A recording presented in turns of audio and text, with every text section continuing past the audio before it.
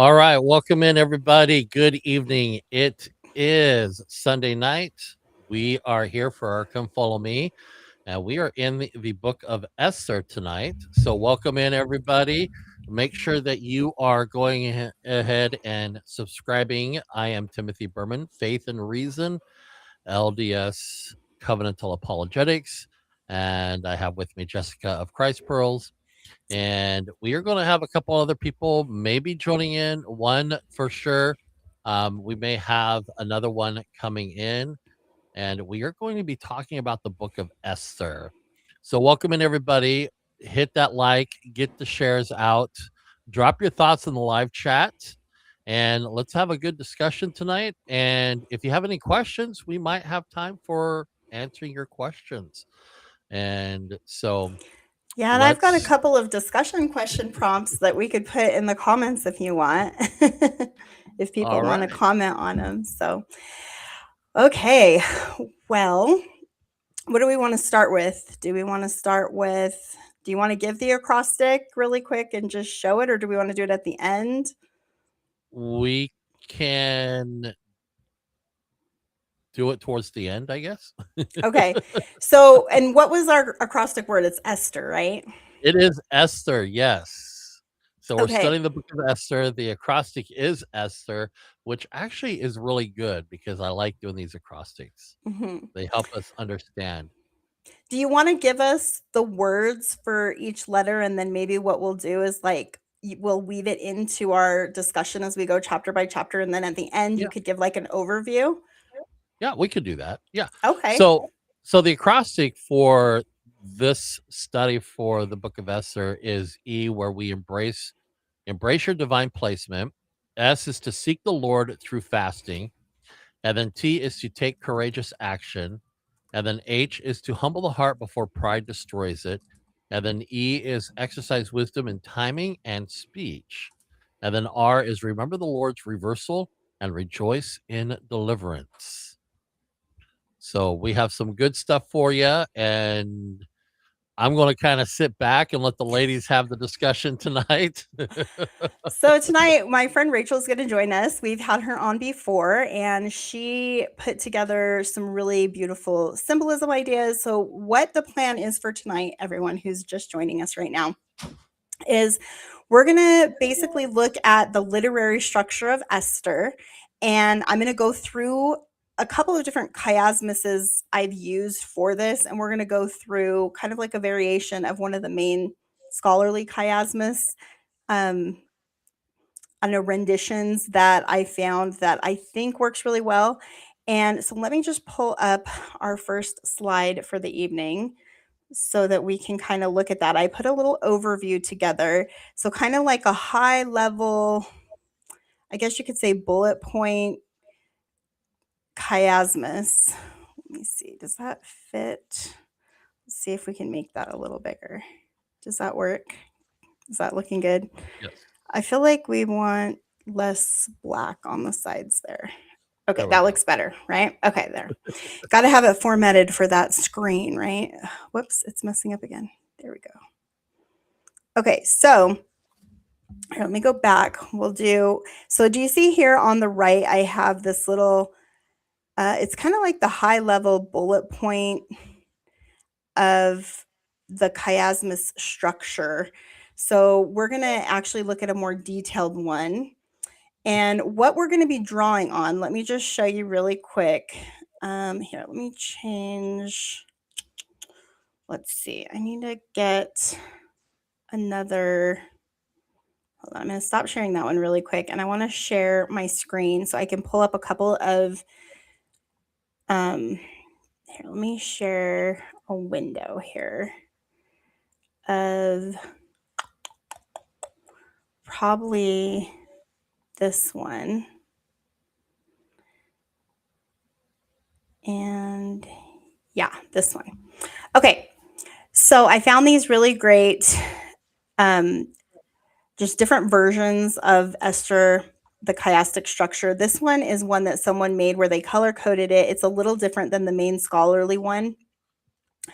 And notice here how you can see chapters 1 parallels chapter 10 and part of one is paralleling 9, and they're going off of the themes to create this parallel structure.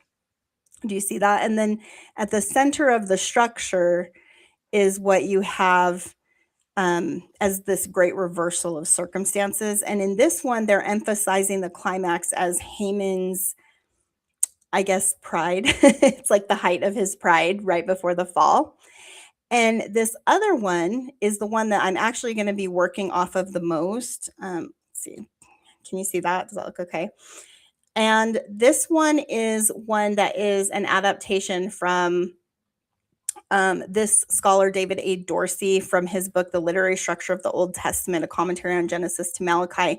And he's like an evangelical who basically wrote a whole book about just all these different structures in the Bible. And this is pretty much how he has the Esther one. This is one that someone just slightly altered. And the way that they altered it, you'll kind of see down here, they kind of put this more in a chronological order. So like chapter 10, where Mordecai gets promoted, it kind of comes like technically right before those letters go out, but it's just a slight more detailed variation of the one that was in the book. And so we're going to be using this as our literary structure guide.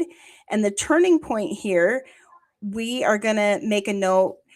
It's in chapter 6. It's technically 1 through like 14 that most people put as the turning point.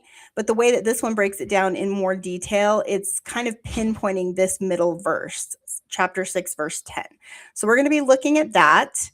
And hopefully that'll be a fun way to approach Esther.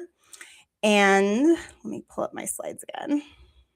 Okay, so as we go through this, we're going to kind of go chapter by chapter. So for you guys who are at home and you're in the comments, if you want to open up Esther, just go to chapter 1 and you'll be able to follow along with what we'll be talking about tonight and hopefully be able to see the literary structure that exists here, which is one of my favorite features of this whole study, because I feel like whenever you notice these literary structures, it helps you come up with an interpretation. So do you see here how we have feast parallels Purim at the end?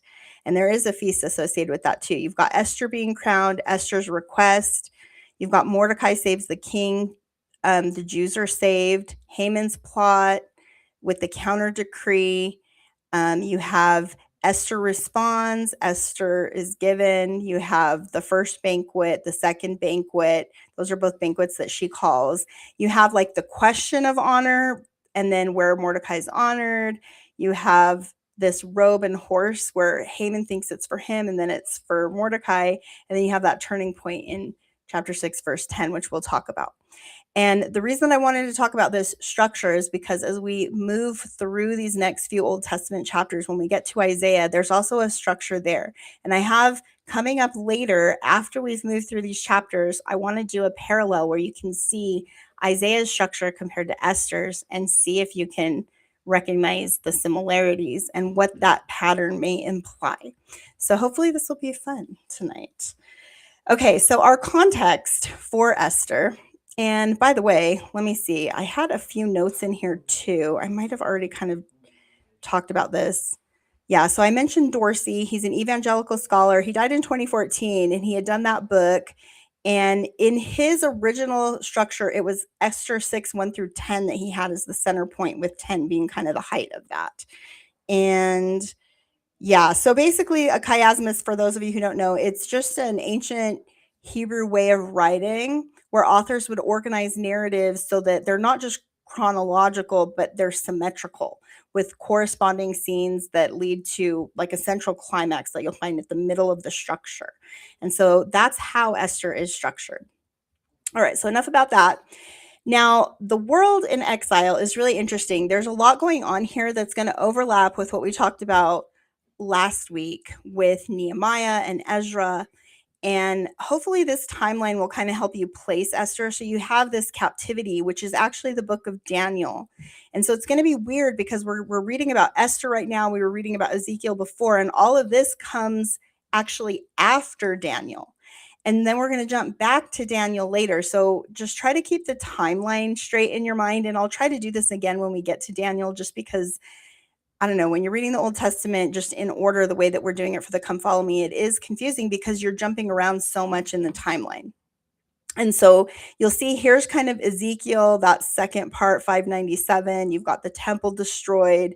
We haven't even read Daniel or Ezekiel yet, so we're going to be jumping backwards in time when we get to those. What we did read about was Babylon falling to Cyrus, which is what was happening in Ezra and Nehemiah.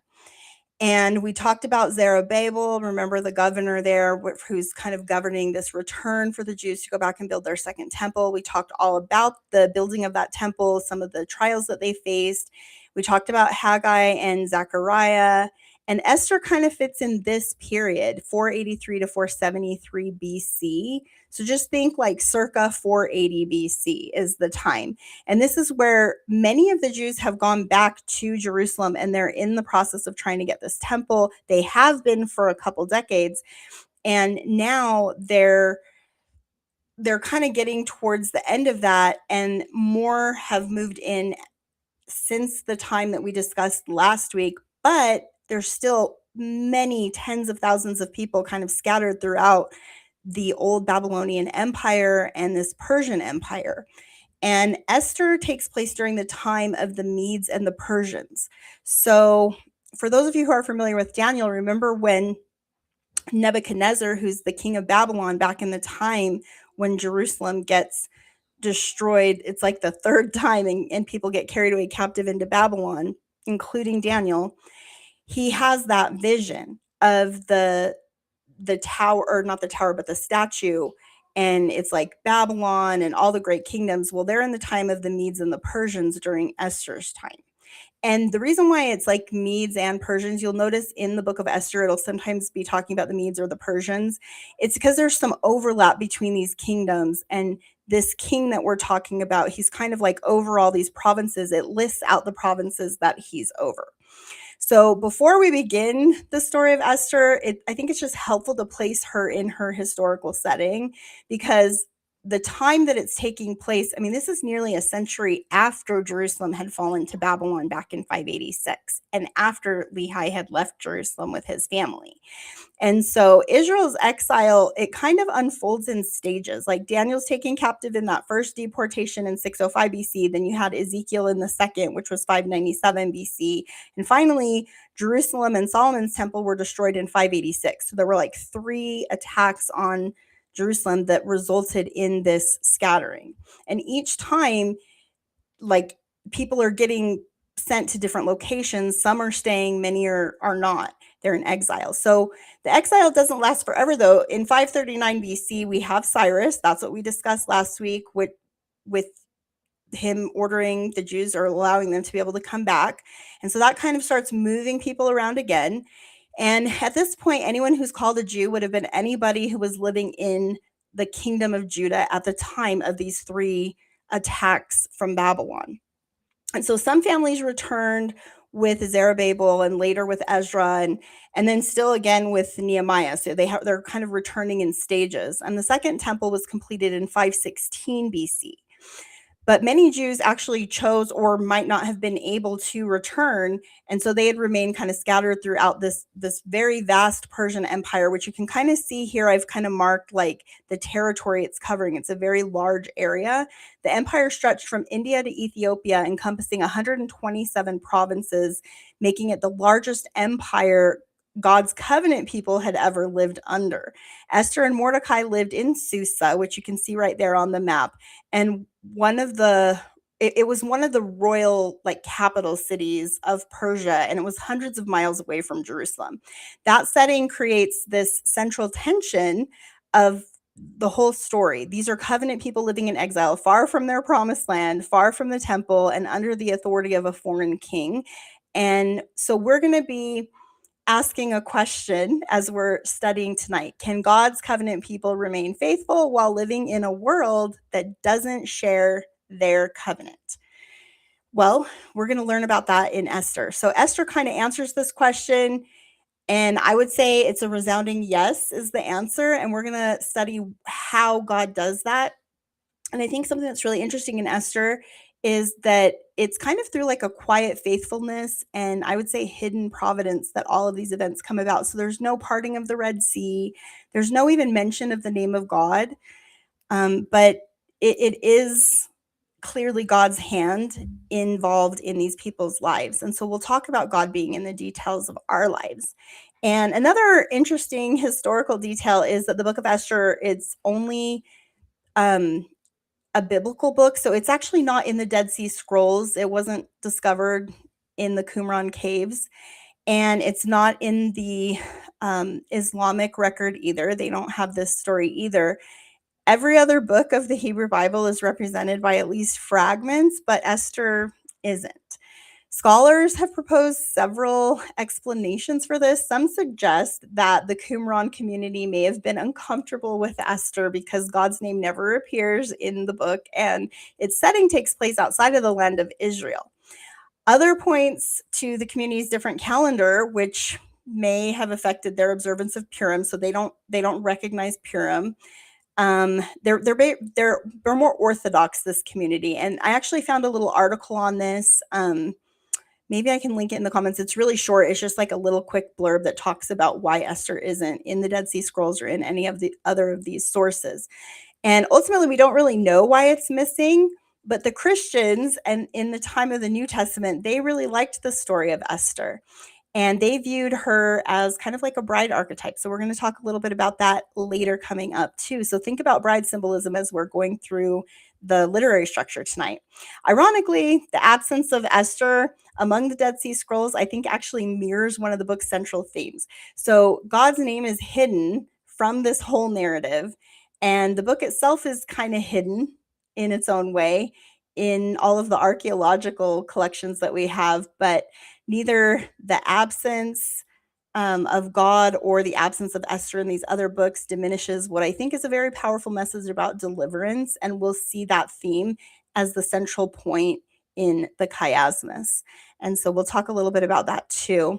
And then one final observation just before we begin is that the book of Esther, I think it has, I would say, providence woven in the details of every chapter. So even though God's name isn't mentioned, what I'm hoping is that as we're going through the story, you'll try to find where God's hand is intervening or where he might be using someone to help fulfill his purposes, whether they realize it or not.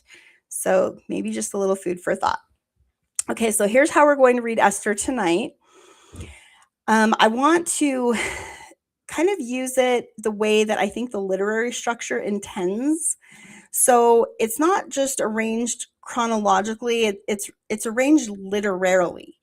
And the author, whoever the author is of Esther, we're not sure, but they intentionally constructed the book as a large chiasmus, which is a literary pattern where the first half mirrors the second half, guiding the reader toward a central theme or a turning point, which usually happens in the middle of the story. And it's like a reversal of circumstances. This outline that we're going to be looking at is the one from Dorsey mostly, with a couple of variations. And as I studied Esther, I found another chiastic analysis, which I showed you. It's the color-coded one, that it kind of tweaks it just slightly. And so the details varied just ever so slightly. And we're going to talk a little bit about both because I think both of them emphasize an interesting point. Like the color-coded one, it emphasizes Haman's pride, and the main one emphasizes like the actual turn. So basically you have kind of like the climax where it's like right before the reversal, and that's what one highlights. And then you have right after the reversal when things start turning around is usually the midpoint. And what I think is interesting about that is there's another scholar who I took a class from, and he's a linguistic scholar, and he wrote this paper called The Epiphanic Arc. His name is Jared Lambert. And I feel like the way that this other color-coded one, where it's kind of getting to that high point of Haman's pride, it sort of is following that model of pinpointing the climax in a story. And it kind of fits more with the way that American television movies kind of do their story arc. It's like you get to this climax and it's like something so terrible is going to happen if somebody doesn't come and save someone. And that's kind of the way that the color-coded one does. But typically in a chiastic structure, it's actually just past that point where you get kind of like the conclusion right before you see the outcome, and you get a hint at the conclusion. And that's usually how you identify it. And so I don't know if that makes any sense to anyone, but if you look at a lot of these kinds of structures, you'll start to see what I mean.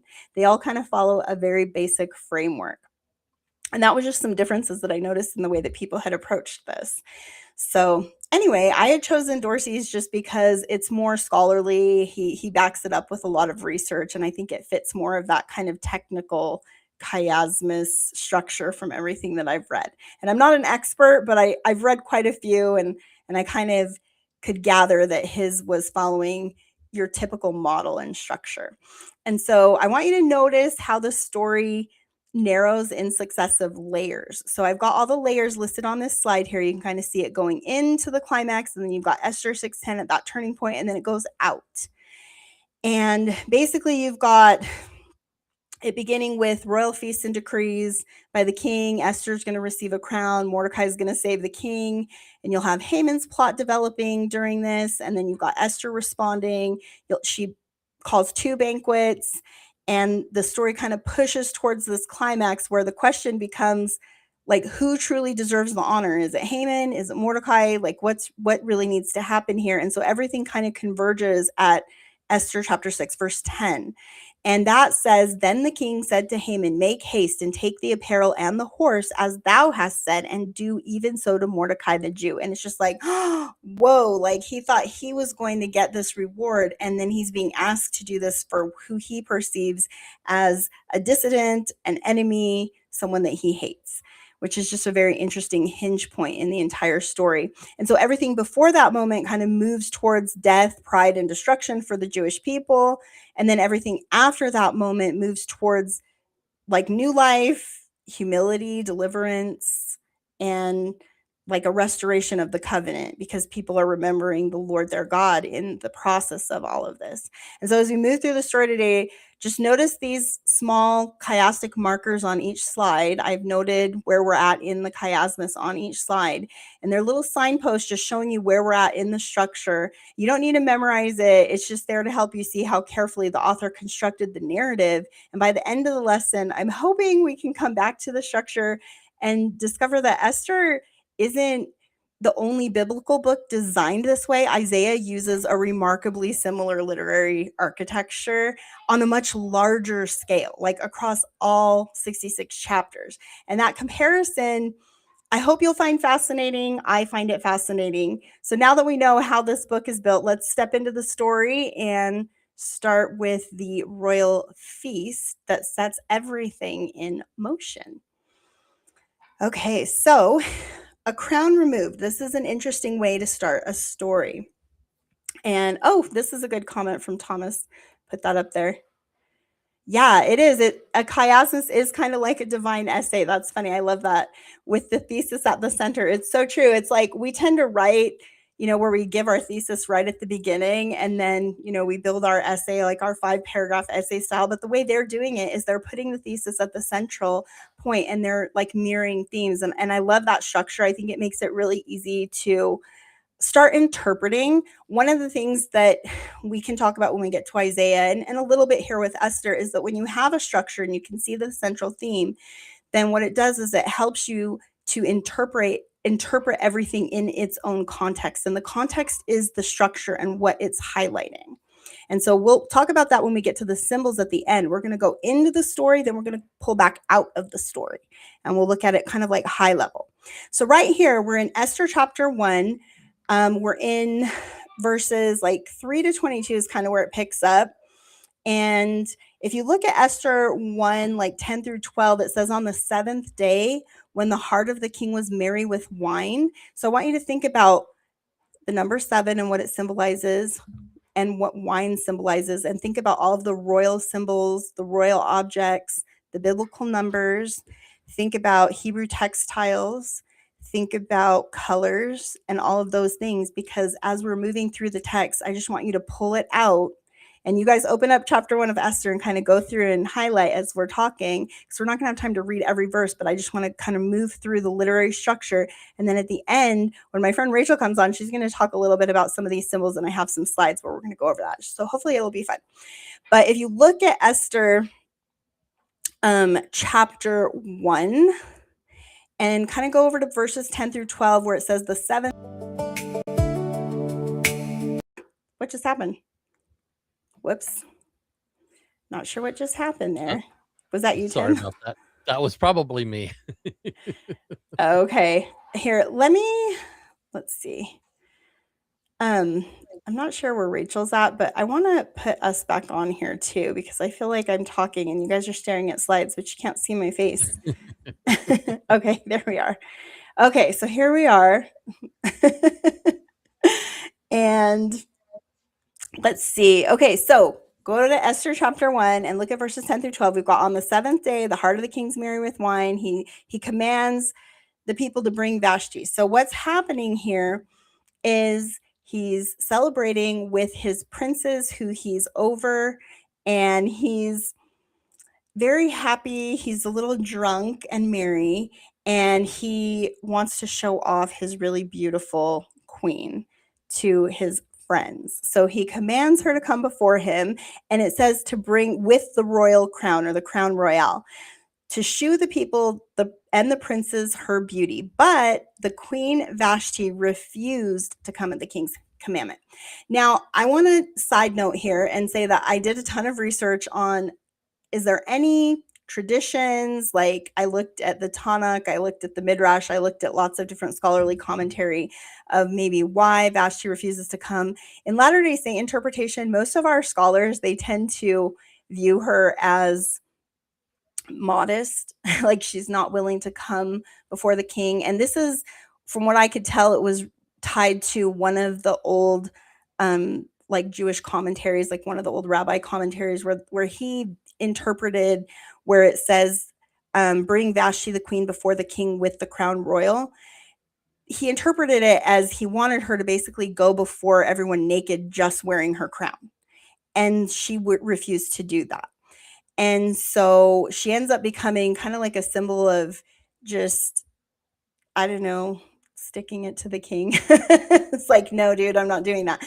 And that's how a lot of times we interpret it. But honestly, it doesn't say in the text. We don't know why she refuses to come before the king. Another commentary that I read had a tradition that she actually had started developing some kind of like a skin disease, like leprosy or something, eczema, whatever, and didn't want to come before the king, like didn't want to show skin. Other commentaries that I read viewed her as like an adulteress, and that she was very scandalous. And so for her to come before the king and showing off her body, that shouldn't have been anything that she wouldn't do. But for whatever reason, she doesn't come. Now, the context here is she's also putting on a banquet for all the women while he's putting on a banquet for all the men. So could she be busy? I don't know. I don't know what the answer is for why she doesn't come, and I don't like to read into it too much. All we know is that she refuses to come.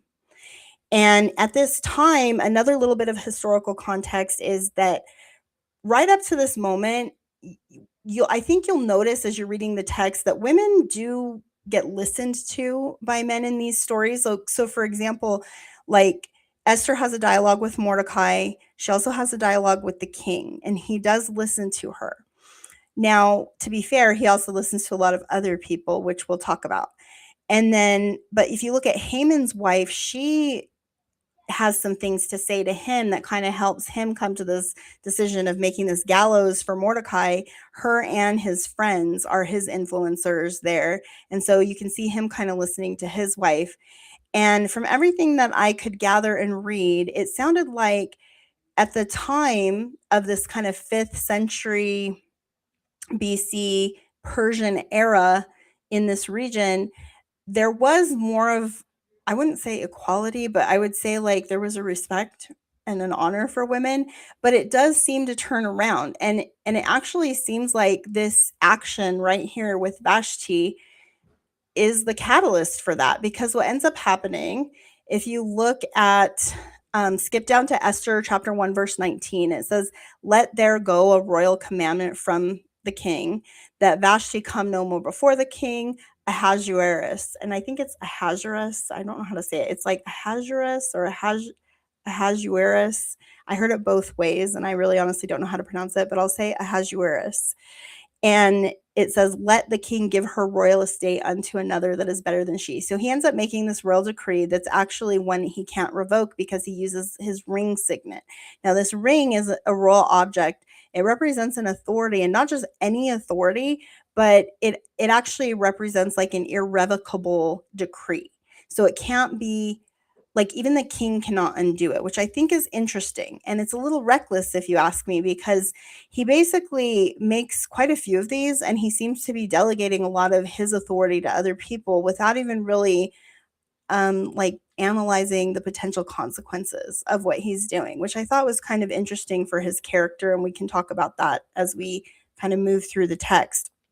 So the story opens not with Esther, but with the wealth and power of this Persian empire. And it's all symbolized here throughout the text. Like, notice how his palace, it has marble and all these royal colors like blue and purple and red and just gold and silver, and it highlights the wealth of this kingdom. So this is a very strong, I don't know, theme in the text, I guess you could say. It's like this kingdom is very wealthy. There's a picture that's being painted here where they have so much abundance that it's almost like he doesn't even the king doesn't even know what to do with all the wealth, and people are enjoying it. They're living large in his empire, and so are all of these princes that he's over.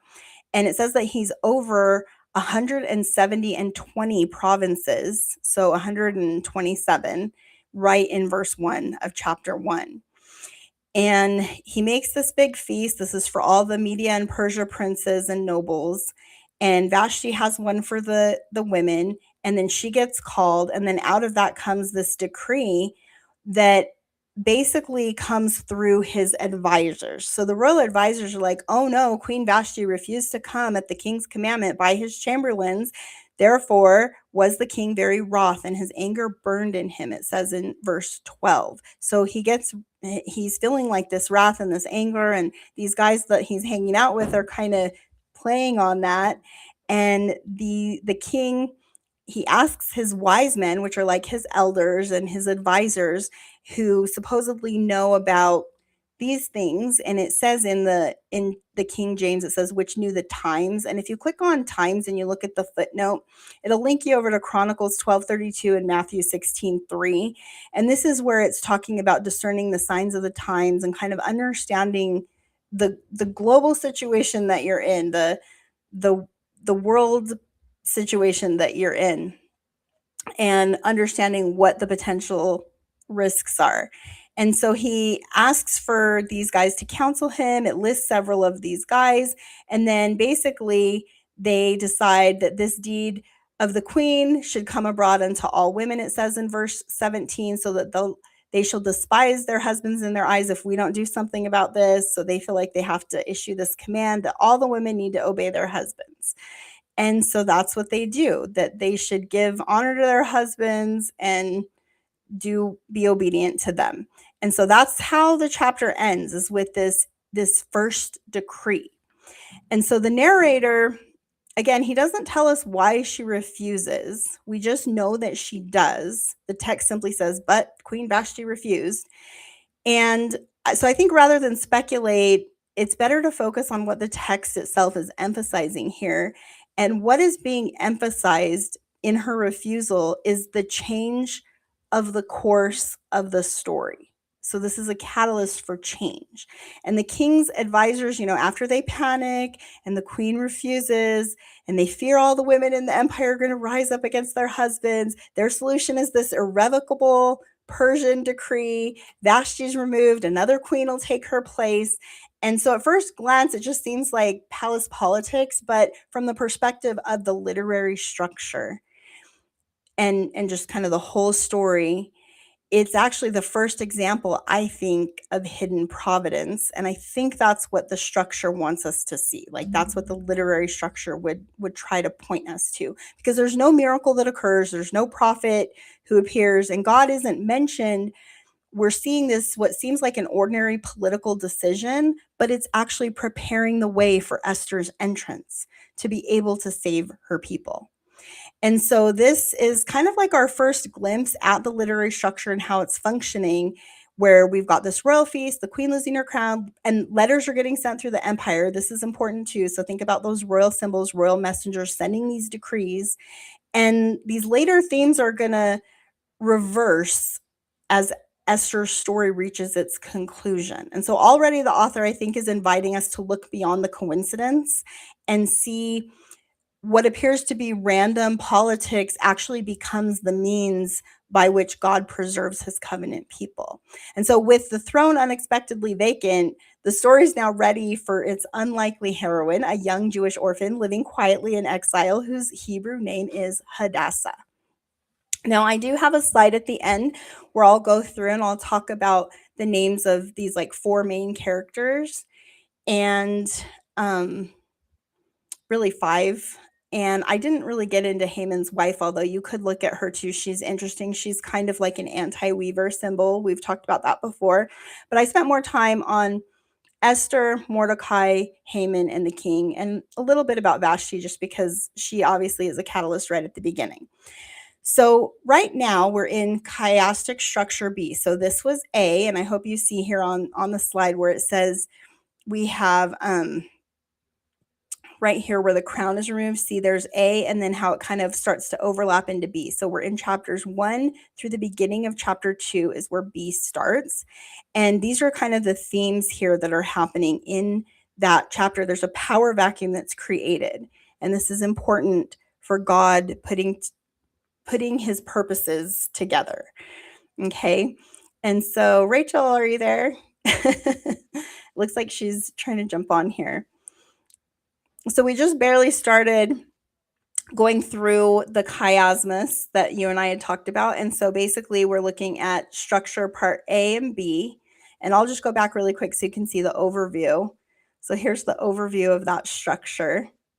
And this is how we're going to read through the chapter tonight. And so wherever you have some insights, you can drop them. I did talk a little bit about some of the symbolism that you saw in chapter 1, which was right here in parts A and B.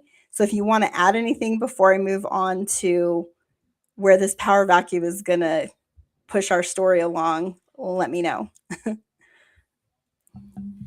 But basically in chapter 1, there were the royal symbols, which you and I talked about, and you pointed out a couple of other things like some textiles. Did you want to say anything about that right now, or do you want to do that at the end?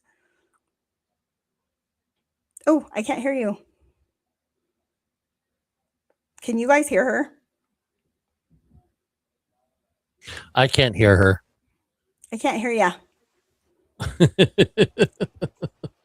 Okay, well, I'll go ahead and push forward onto the next slide, and maybe Rachel can figure out what's going on there with her microphone. If you have to, Rachel, try using Google Chrome, because I had that problem. Like last week, we had all kinds of weird problems. Right. And I noticed an issue with Microsoft Edge. So maybe the browser was a problem. And then just make sure when you're logging in that you're selecting your equipment that you're connected to on your machine. And if that doesn't work, try using your phone instead of your laptop. Okay, so the next part here is we're in kind of like Esther chapter 2, verses 1 through 20. And it'll kind of go into up to verse 23 because it kind of starts overlapping. This idea is kind of going into part C of that literary structure. And so we have Hadassah becoming Esther. And this name change is important. And do you want to talk, Rachel? Okay, yeah, I still can't hear you. Okay, just start talking when you think you've got it, or text me, or put something in the chat, and then I'll know that you're ready. And so we've got with Vashti removed, the narrative introduces its 2 covenant preservers. We've got Hadassah or Esther, and her older cousin Mordecai, who had raised her after she was orphaned. And it says that she was orphaned in Esther chapter 2, verse 7. From this point forward, they function almost as a covenant partnership, her and Mordecai. Esther has access to the palace, and Mordecai remains at the king's gate. And so he's like a protector and servant to the king. Together, God will use both of them in their positions to preserve his covenant people in this empire. Well, the section right here corresponds to point B on our chiasmus of the chiastic structure.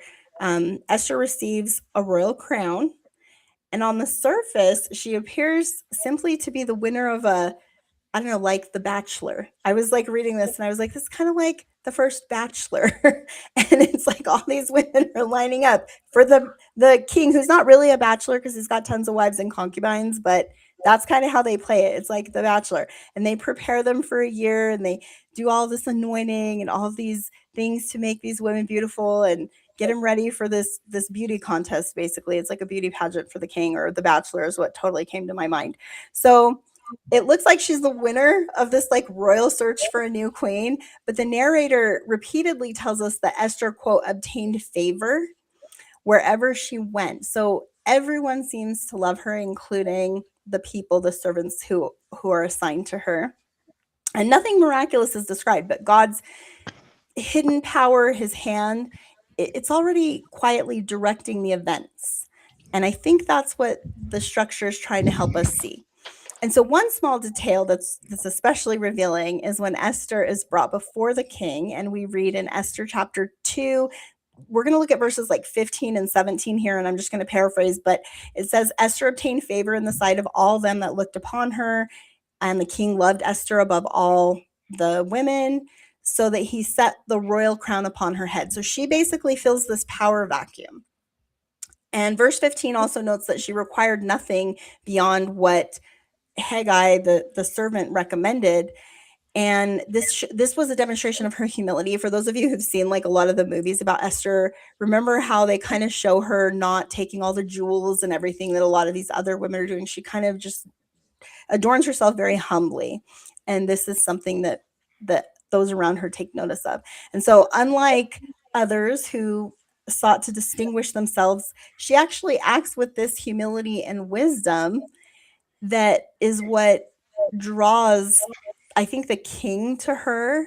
And that's kind of the way it seems to be being interpreted through this lens. And so throughout the scripture, God elevates those who trust him rather than those who seek power for themselves. I think this is a common theme we've seen even up to this point.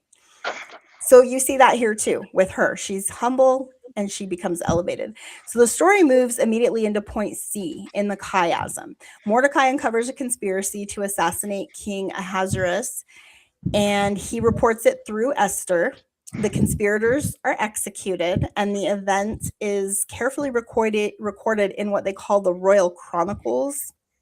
And if you look at Esther 2:23, it says it was written in the Book of the Chronicles before the king. And so this is like a record of these things that happen. The king is like totally unaware of the situation up to now.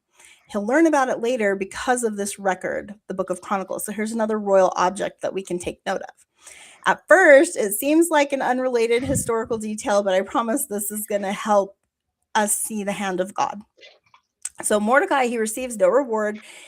The story just moves on. It gives this little detail. It's recorded in the Book of Chronicles, and then we move on. So there's kind of like this forgotten act of faithfulness that becomes maybe one of those like hidden moments. So if you think of Esther and how her name, it ties her to this idea of hiddenness in the Hebrew version of Esther, which is Hester, which has the connotation of hiddenness. So think about that hidden theme. And there's several of these moments, I think, throughout the book. 4 chapters later, this will become the hinge which the whole story turns on. This is one of Esther's great lessons. God often prepares deliverance long before anyone recognizes the need for it. What appears insignificant today may become the very instrument he uses tomorrow. And there's another pattern worth noticing. Esther's Jewish identity remains hidden up to this point because Mordecai had asked her to keep that a secret. It doesn't really explain why. You kind of get the sense that it's maybe for her protection, but he's just like, just don't say who you really are. She's going by the name Esther, not Hadassah. And so it's kind of like how God's hand and his name is hidden in the story. And so that's another like hidden connection that you can make. But both Esther and God are present in the story, just not by their true name. They're hidden. And they're I would look at it as a revelation, because as we get to the turning point, all things become revealed. So we'll return to that idea later. We're kind of develop this as we go along, but just kind of keep that in mind. Another pattern that you can think about here is Joseph in Egypt. Remember when we talked about Joseph? Esther is really similar because she's an Israelite living in a foreign empire who's elevated unexpectedly to a position of influence, and not for her own personal glory, but so that God can preserve his covenant people, which is very similar to Joseph in Egypt. And then Isaiah also, he later shows us that these stories aren't just isolated events, but they're recurring covenant patterns through which the Lord declares the end from the beginning. And that's what the pattern itself is helping us see. When you have this kind of structure where it mirrors, it's highlighting a pattern that happens in the lives of God's covenant people. Okay, so moving on. Esther chapter 2, verses 21 to 23. This is where structure C starts, and there's a little overlap there. But this is where we have the king's life being saved and the plot to kill the king that Mordecai stops. And so right after Esther becomes queen, what's interesting here is the narrative is pausing. It's pausing to just give almost what seems like a completely unrelated story. It's like, well, what is Mordecai sitting at the king's gate, overhearing this conspiracy with these two royal officers? I think their names was Bigthan and Teresh, and I thought that was just a funny name. And then, but they're trying to assassinate the king. Mordecai tells Esther, if you look at Esther 2:23, it says, and when the inquisition was made of the matter, it was found out. Therefore, they were both hanged on a tree. And it was written in the Book of the Chronicles before the king. That hanged on a tree thing is really important too. And this theme's going to come up again later. And at first glance, again, it appears like just a historical footnote. And Mordecai's not getting a reward. He's not being promoted. Nobody even seems to know that this is happening. But I think this is where God is in the details. So just try to think about it from that perspective, because the detail is what will cause the turning point later. And so we can kind of look at how, remember when Joseph in Egypt was in prison and he was faithfully serving in prison, and then he ultimately becomes exalted up to second to Pharaoh. And a very similar pattern is happening here. And it starts with Mordecai's loyalty being recorded before it's rewarded. And it's a very quiet thing that even the king is not aware of yet. And it's similar to what happened with Joseph in Egypt. So just kind of notice that pattern. And I think another important lesson could be that Mordecai, he could have ignored the conspiracy. I mean, after all, he was living in exile under a foreign king. So, like, what does he care? But what I like about this is he chooses loyalty to this king. And Joseph of Egypt did that too in his story with Pharaoh. And even though Pharaoh wasn't part of their covenant, he wasn't a prophet, he wasn't a leader, he had nothing to do with their covenant community, he was still loyal to the Pharaoh. And you see Mordecai doing that here with this king.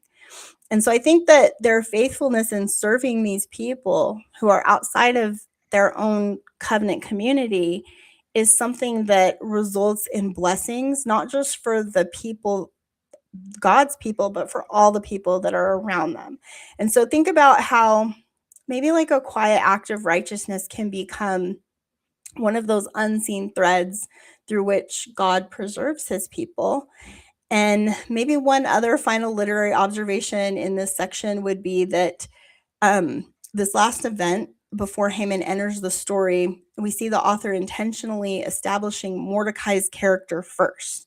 And there's going to be a contrast between the two, but we see Mordecai getting established first before we ever see a conflict between Mordecai and Haman. So you already have a sense that Mordecai is faithful, and he's a covenant disciple who's loyal, he's humble, he has some integrity.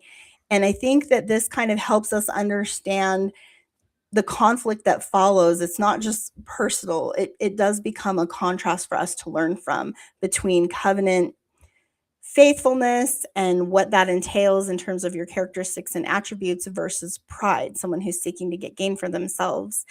And so I'd like to actually pause here. Do you guys have any thoughts on this idea of maybe something you've done where you felt that nobody noticed it or thanked you or even knew about it?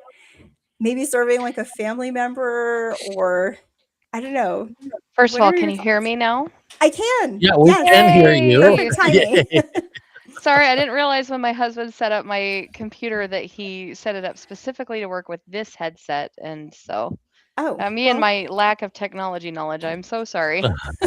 you're ready for takeoff, Captain. Yeah, Okay, take it away. he's the tech nerd in our family, so Oh, wow. Well, let's pause here. Let us know your thoughts. What are you thinking? you Well, repeat I the think question. for Oh, me, you got it. I think for me, it just when I approach scripture now and I look at these stories and these narratives, there really is a lot of applications that apply to our lives. I mean, I can see myself in a lot of these areas and situations. And the one thing I think with regards to Esther is the whole idea of fasting. I mean, I think that's my biggest takeaway is that she she goes into fast, or well, she asks the community to fast, and then she goes into fast with the community. And if I remember correctly, it was because she's trying to figure out here she is. She's an orphan girl, and I didn't really get an understanding of the reason behind her story as why she was orphaned. Maybe it was because her parents were taken away or something happened to them, Yeah, it but doesn't say. it doesn't give any uh background of what happened to her parents. She's just orphaned. And so it's just amazing how she's brought into this royal court, and then she's standing there in this royal court, and she's there by providence. She's there by purpose. She's there intentionally. And that goes to show that, a lot of times when we think about our lives, sometimes, even though we may not realize this, sometimes we are moved into positions or situations where we may actually end up not just being in a place where we receive blessings, but we are probably in that situation where we are to be a blessing to somebody.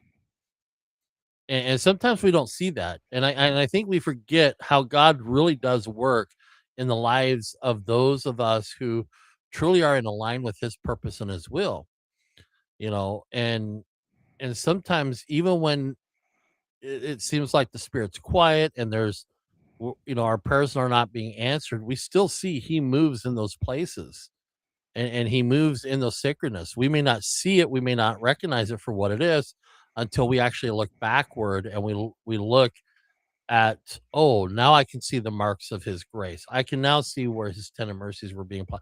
I can see where he's actually been working with me, even though we think it's because of our own desire and our own willingness, our own resourcefulness. It's just that God is always at work, and sometimes we don't even recognize or see it in our own lives until after the fact. And we look back and we say, it kind of reminds me of the footprints in the sand, where we don't realize that the single set of footprints is the Savior carrying us. And we don't see it in those moments. We don't recognize it in those moments until we take a look back and see and realize, oh, that's when he carried me. Now, I agree with some people that I've seen online where they question about the drag marks, and that's where they say, "Well, that's where God had to drag me." So sometimes I think it's that truth. There's that truth Well, too. in this case, I don't even think that any of these people are being dragged. Like, I think one of the things that's kind of interesting is it's so subtle. It's like Right, you would look at this as just ordinary things playing out. There's no mention of God. Again, no parting of the Red Sea, no major miracles happening here. There's not even a prophet in this story. These are right. regular people. It's like the Book Yeah. of Ruth. It's like you don't see God moving in miraculous ways. You don't There's nothing referencing God. But again, it is going back to, even though we may not see him present, he is present. And also just like kind of piggybacking on that, when you look at the meaning of some of the names here, how much more comes out of the story that helps us understand what the story really is about, and how we are from a father of lights. Like for Mhm. instance, Mordecai, the son of Jair, or however you say that, Jair means light. So he's the son of light.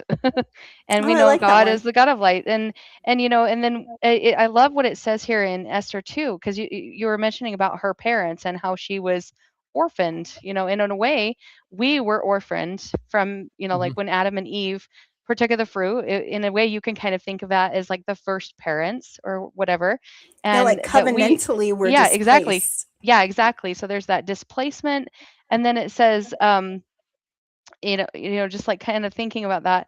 Um, she was brought into the fortress of Susa. Susa is a word that is referencing, well, like there's that, um, I guess whenever I think of Susa, I think of like the Suez Canal or whatever. It's kind of in that same area. I kept But it's thinking that too. yeah, I had this thought. I was like, oh, Suez Canal, Susa. There's got to be some connection there. But anyway, but yeah, she's brought into that place, and so I don't know, kind of like how in some ways the earth is a fortress to us from Satan, because we have the power of God being manifest here in this world for us. So I don't know. What is that word again? Susa, Susa, that's the place. Yeah. It was one of the capital cities in this the Persian royal harem, Empire. the fortress of Susa. Yeah.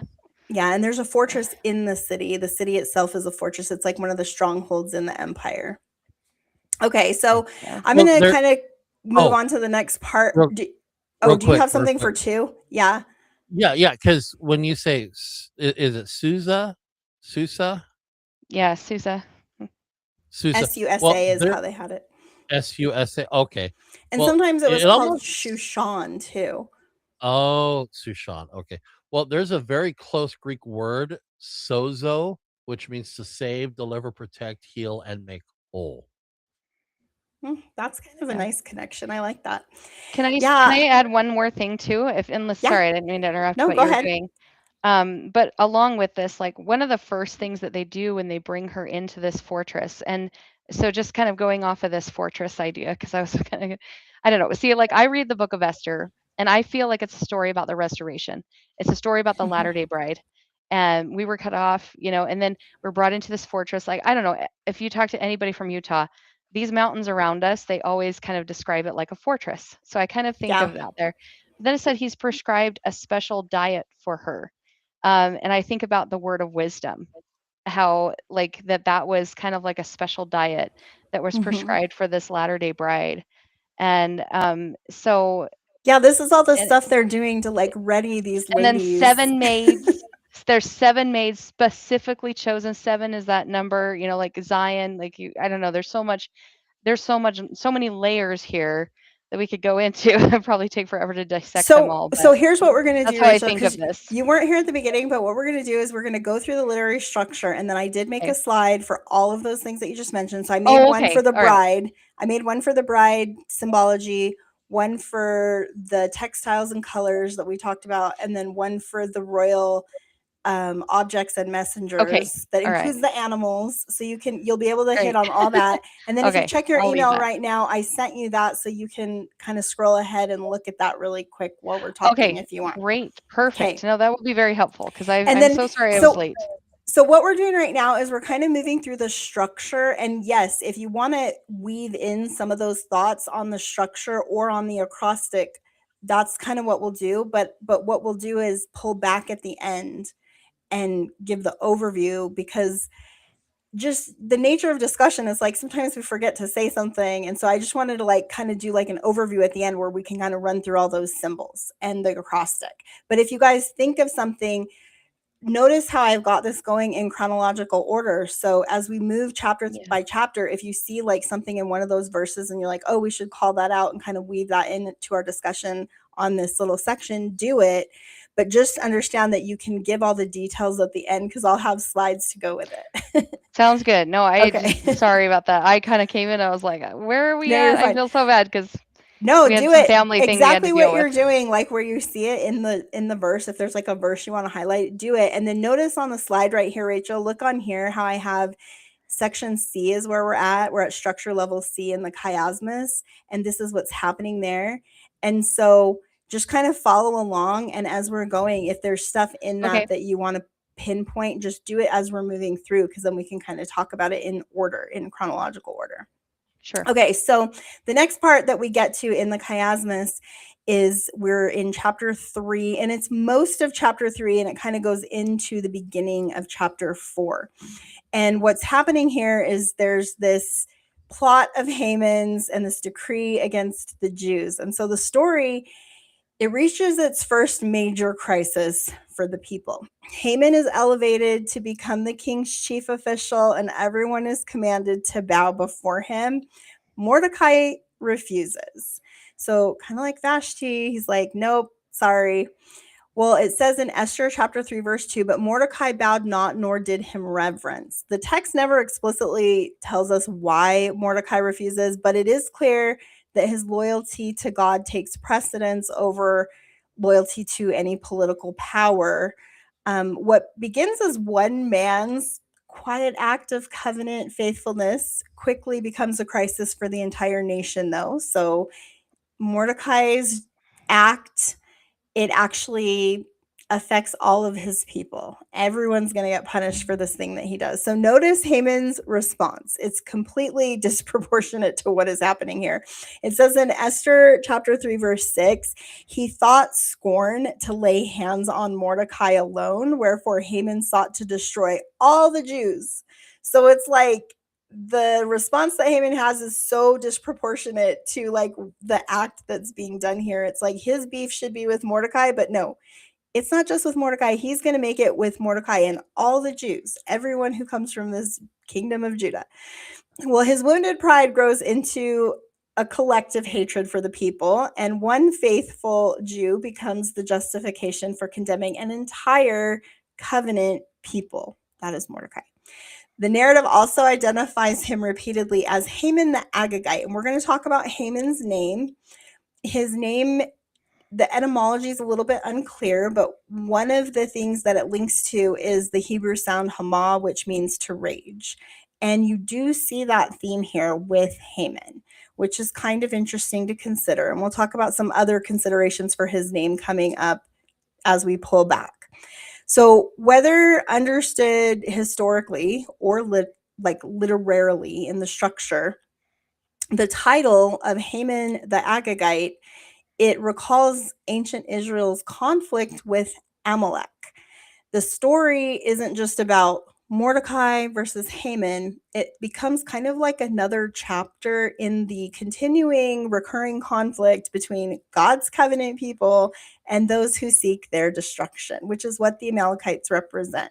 And Haman is possibly descended from these people. That's what the Agagite title is helping us understand. So before approaching the king, Haman casts pure. It's a lot. And this is to determine the most favorable time. He's leaving it to chance to carry out his plan against the Jews. You see that in Esther chapter 3, verse 7.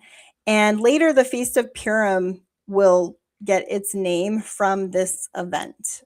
And ironically, the very symbol that Haman uses to determine Israel's destruction becomes the name of a celebration that continues to this very day in Israel about their deliverance. And so it's just kind of funny how this thing that signified death becomes a symbol of deliverance. And this is that reversal pattern that we're seeing. And so anyway, it says in Esther 3:13, Haman, he persuades the king in this way. He says, to destroy, to kill, and to cause to perish all Jews in one day. That's his goal. The decree, it actually gets translated into every language of the empire, and it's sealed with the king's signet ring. So here's another royal object that we're seeing, and it's sent by royal couriers throughout the 127 provinces. And so this is it's a symbol of the king's power and of I would say maybe the speed at which these decrees are going out and the great effect that they have. Also, I think something that you can notice here is how the king literally just gives his signet ring to Haman. And it seems to me like the way I would characterize the king is that he has all this power, but he lacks wisdom, discernment. He doesn't seem to like think it through. And he's constantly delegating a lot of power to people. And I look at that as reckless behavior personally. I don't see him really being a faithful king to his people. It's like he's not really seeking their protection. So that's maybe something to note about him. I think the chapter closes with a very remarkable contrast. So if you look at like Esther chapter 3, verse 15, it says, "And the king and Haman sat down to drink, but the city Shushan was perplexed." While the rulers celebrate, the people are thrown into confusion. Mordecai tears his clothes, puts on sackcloth and ashes, and mourns openly in the streets over this decree. The people are like, what? Why are we being destroyed? At this point, the narrative appears that for the people, all is lost. They basically have two choices: get out of the empire or die, or face your death. And so I think the structure itself, it's kind of like quietly reassuring us at this point. When we get to point D in the chiasm, we see it's not the end of the story. The decree of death will eventually be answered by a decree of deliverance. And before that reversal comes, though, this crisis has to reach its climax. So the covenant people, they're under this sentence of death, and this sets the stage for Esther's act of faith, which we will get to here. Do you guys have any thoughts on chapter 3? I guess I'm getting kind of like Job vibes that kind of come to my mind with you know how like at the beginning of Job, he allows Satan to basically like destroy Job's life. Yeah. I kind of feel like that's the same thing with that covenant ring being given over to Haman. Hamas. I always think Hamas. I wonder if there's got to be a similar root structure there somehow that connects. But it's just, I don't know, that just kind of what came to mind is it's like this is the same story, playing out in different.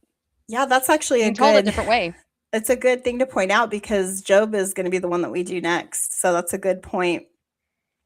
So as we move into chapter 4, this is where we see a lot about Esther. And I know Tim's going to have a couple things to say on this. So let me just set up the chapter. And then maybe we can kind of look at the acrostic, because right here we're at structure level E, where we have Mordecai and Esther's plan. So you've got Haman's plot, and now we're going to have Mordecai and Esther's plan to counter that. So the decree's gone out. Humanly speaking, there's no solution here. Nobody has power to change this.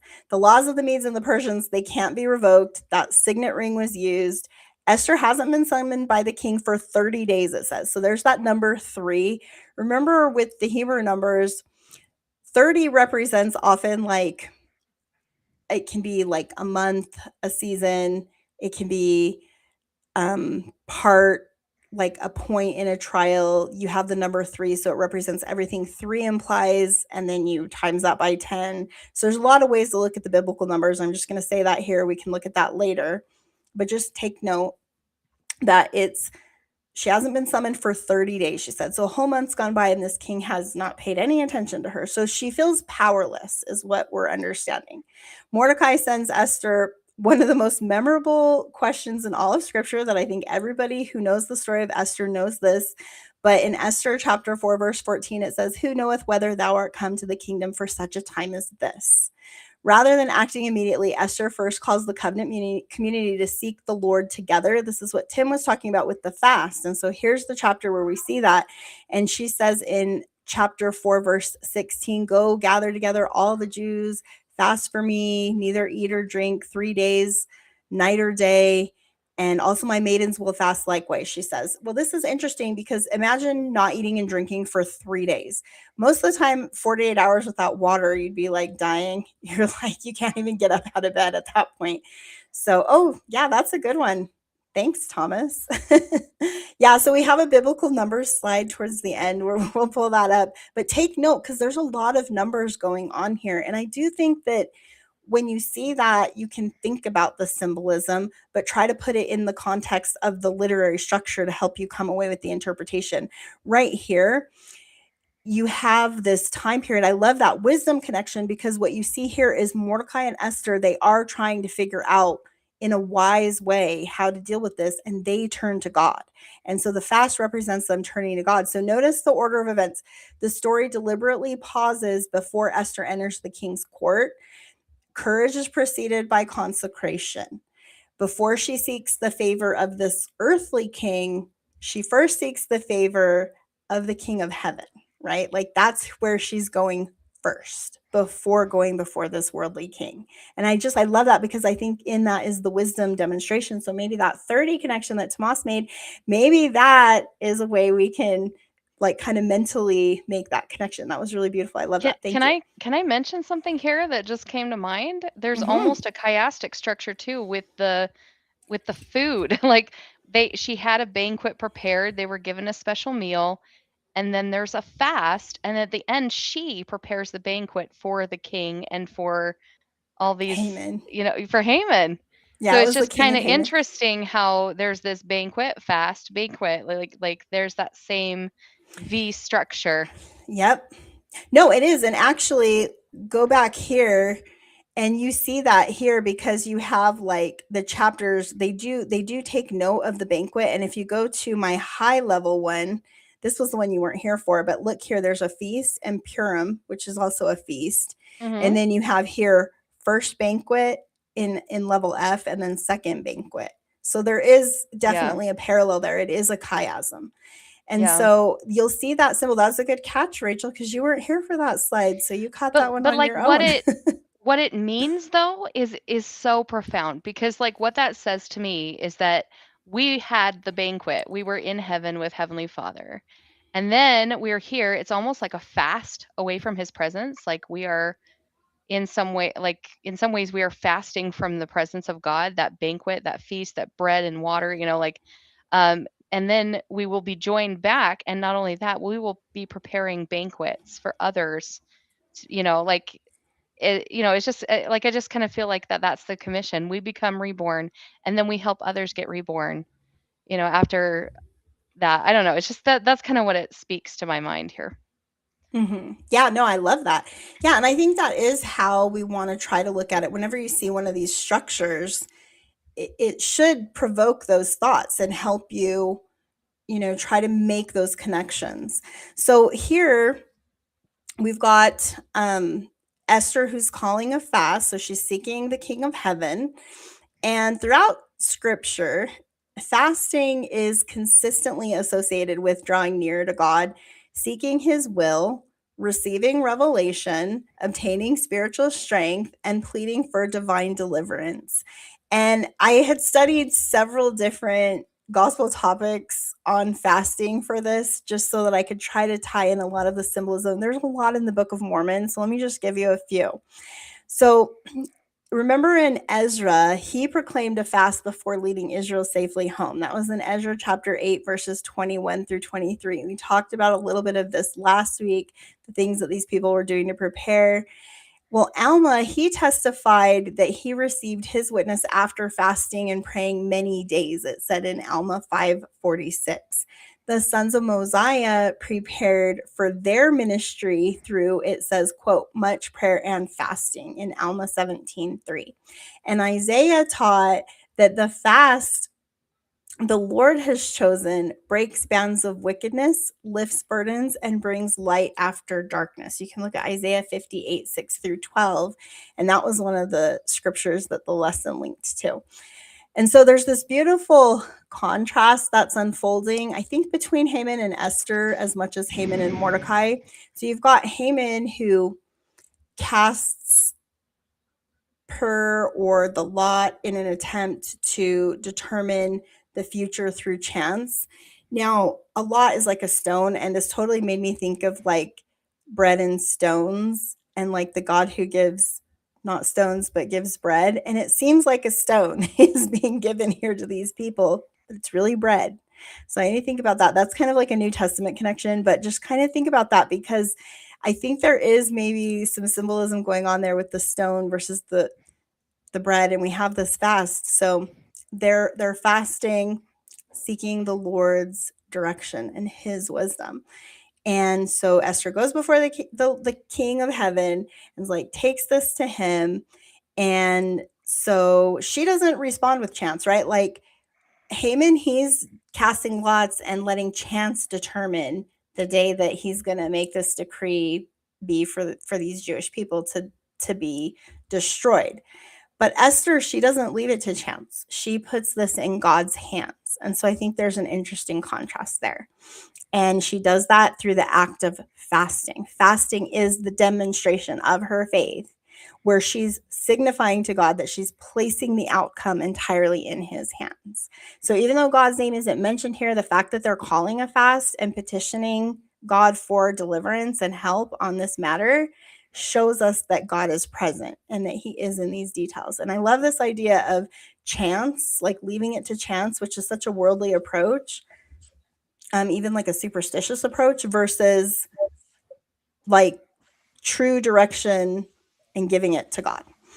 The numbers in the narrative also reinforce this pattern. Esther has waited 30 days, it said, without being summoned. A prolonged season of uncertainty is what's happening here. There's this season of uncertainty. Then she calls for this 3-day fast, and it's on the third day that she enters the king's presence. It says in Esther 5:1. So throughout scripture, the third day often marks God's intervention after a period of testing. Abraham reaches Mount Moriah on the third day. Jonah emerges after 3 days. Christ rises on the third day. After 3 days of darkness in the Americas, the resurrected Savior appears to the Nephites. So here again, we've got the third day becoming a turning point from this impending death toward the deliverance. Esther's confidence ultimately rests not in her position as queen, but in the God whom she sought through fasting. And the great reversal of the book begins not in the throne room, but in the fast. The same Right. principle continues in our day. And so some examples we had, remember you guys when President Nelson invited the world to unite in fasting during the COVID-19 pandemic? He actually called 2 worldwide fasts. And he That's was seeking exactly what I relief and think of healing. when I think of this in Esther. I think of it all the time. It's got to be a connection. Well, and then recently, President Oaks, he invited the whole church to unite in fasting for gratitude and for the strengthening of religious fast. liberty. And so 3 I days think of fasting. in every generation, prophets are calling us to fast.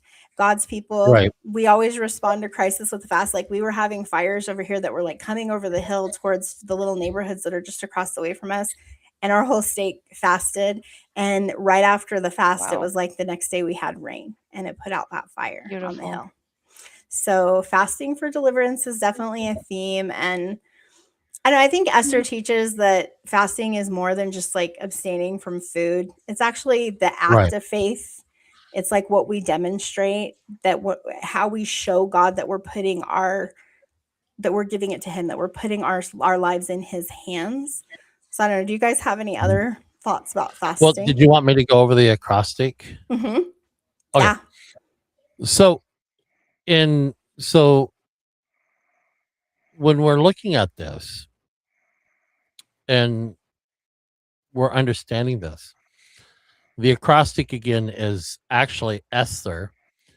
And so when we look at E, it's embrace your divine placement. So looking at Esther 4, verses 13 through 14, who knoweth whether thou art come to the kingdom for such a time as this? So Esther did not choose the circumstances that shaped the beginning of her life.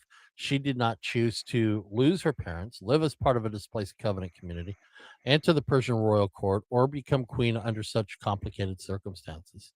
Yet Mordecai helped her recognize that her present position might involve more than personal advancement or royal privilege.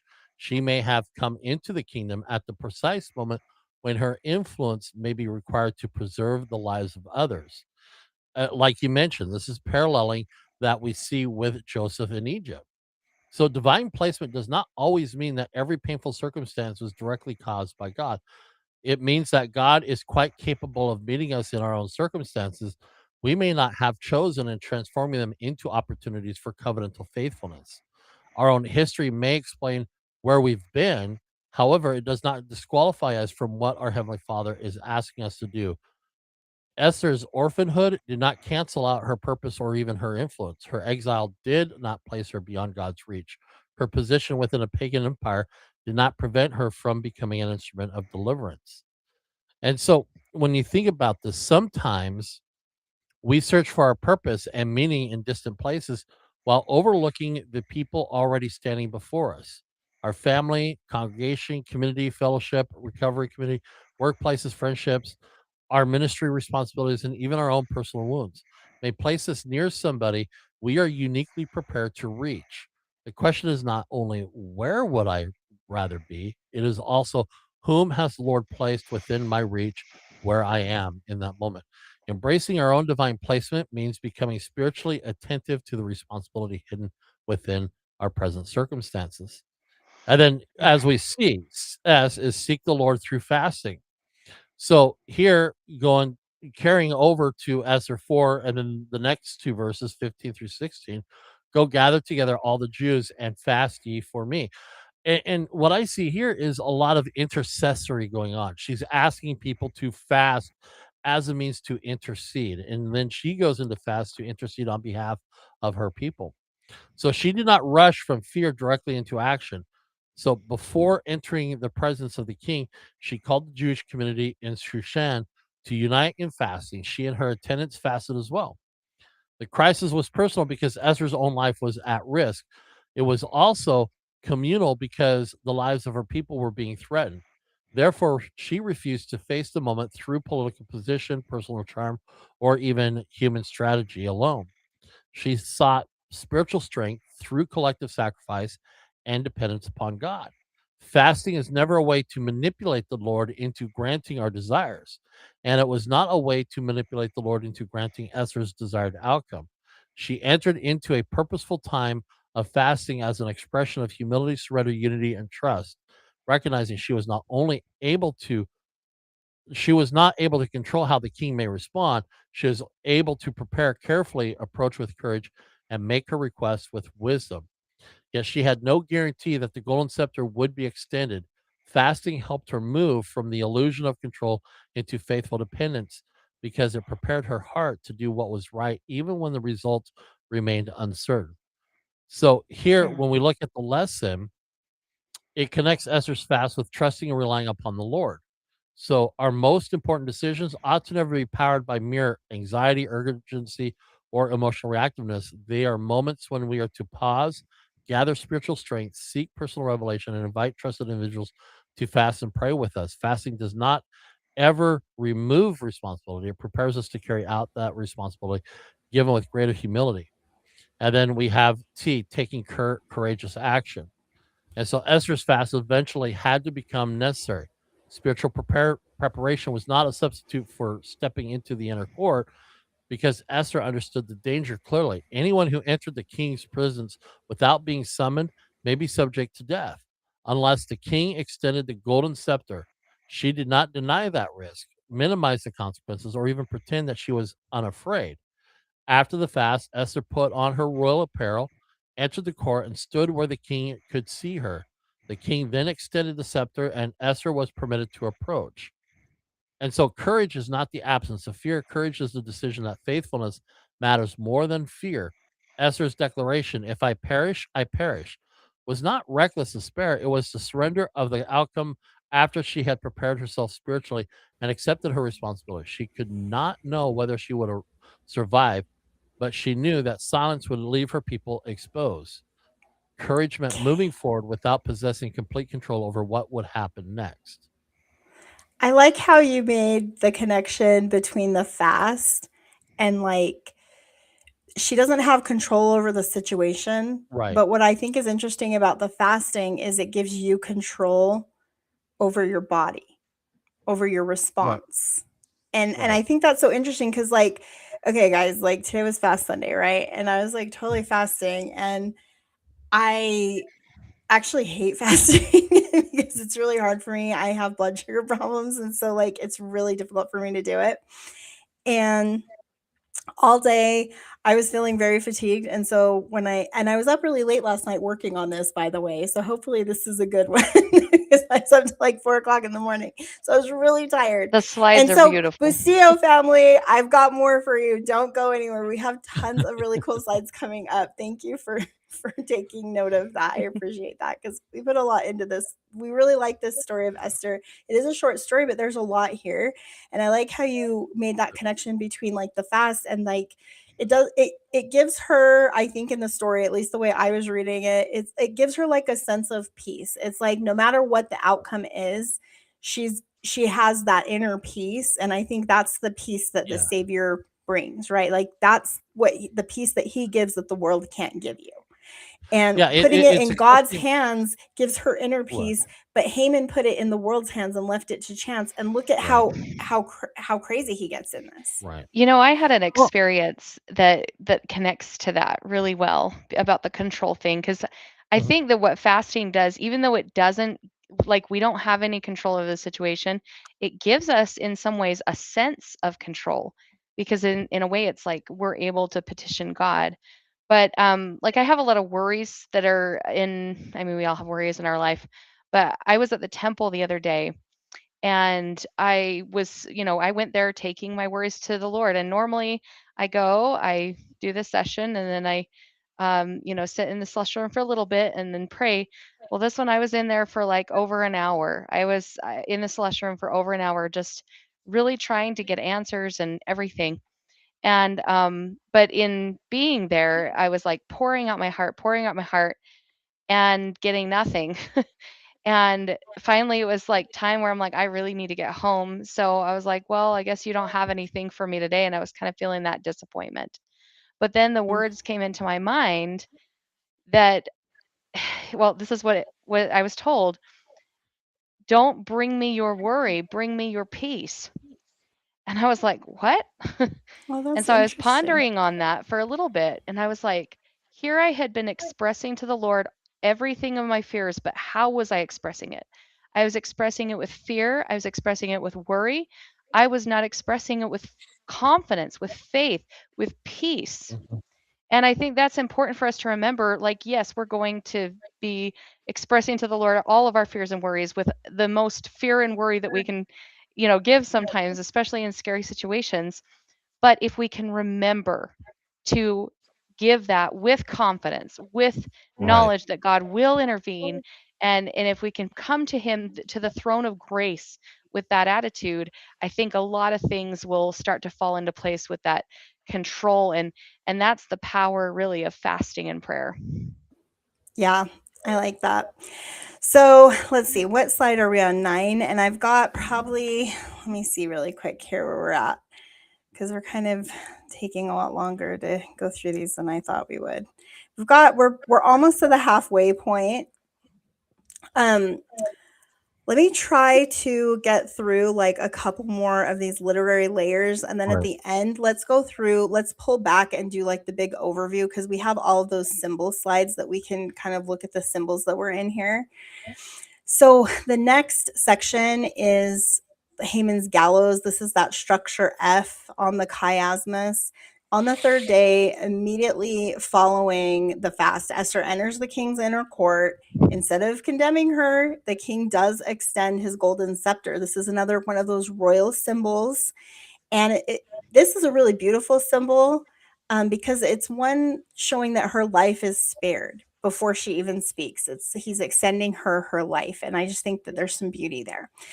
What wilt thou, Queen Esther, and what is thy request, says the king? It shall be given, or it shall be even given thee to half of the kingdom. So he's saying, whatever you want, I'll give you even up to half the kingdom. So you see the love that he has for her. He recognizes her as humble and faithful, and he extends that life, that scepter of life.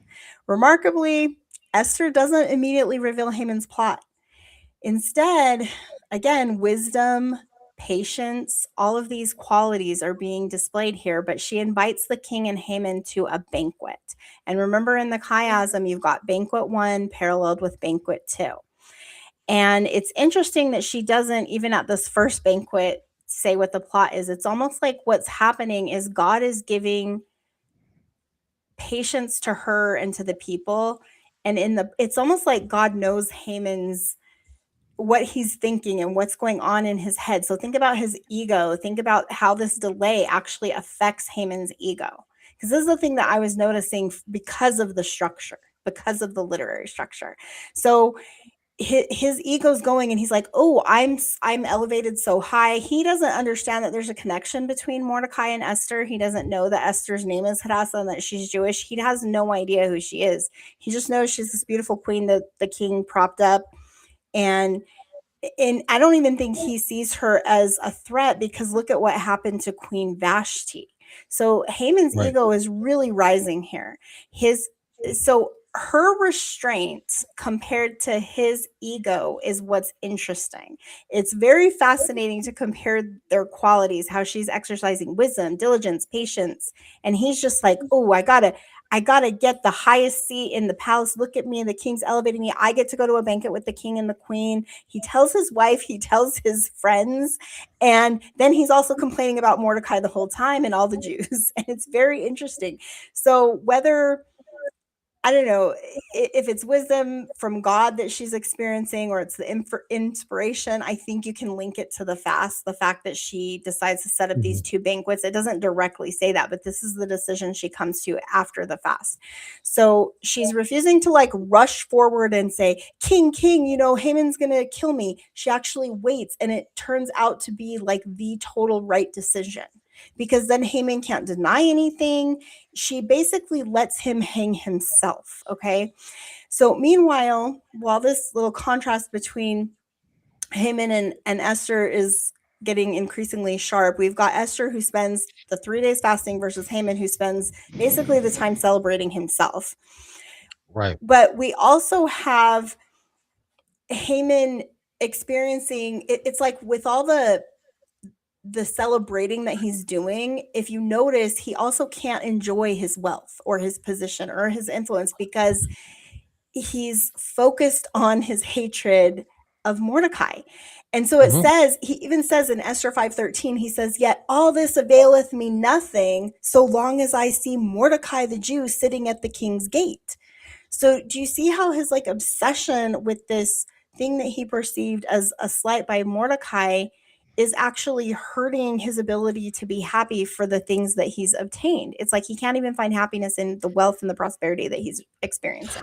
This story reminds me so much of Othello and like Shakespeare. It's like Shakespeare. This whole thing is so fun.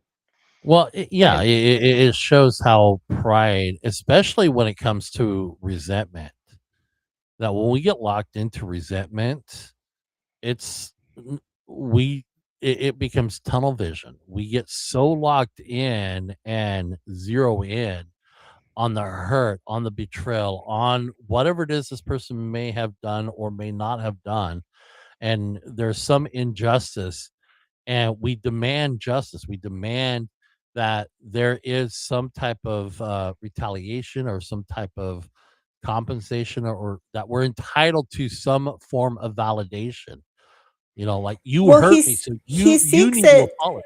He seeks it from his wife and his friends. It says in there, whatever the verses are, but he actually talks to his wife and his friends about it, and they're the ones who give him the idea to build the gallows. And it says 50 cubits, approximately 75 feet, is what that would come out to for Mordecai. They're like, build Mordecai a gallows and let's get him hung. And so he is seeking validation, and he gets it from his people, his little support crew.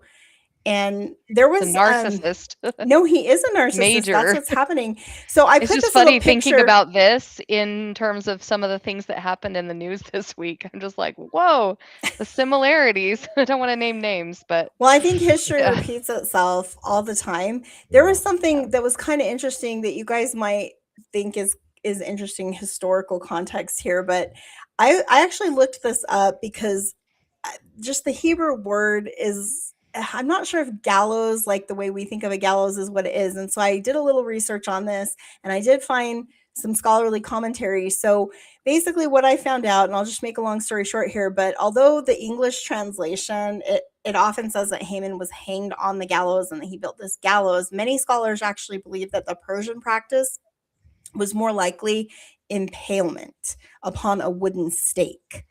And the Hebrew verb talah means to hang. And so it could be describing or displaying, like the displaying of an impaled body on a tree or a stake. And the Persian relief that I put here, that little relief that you see there, do you see the little brown relief?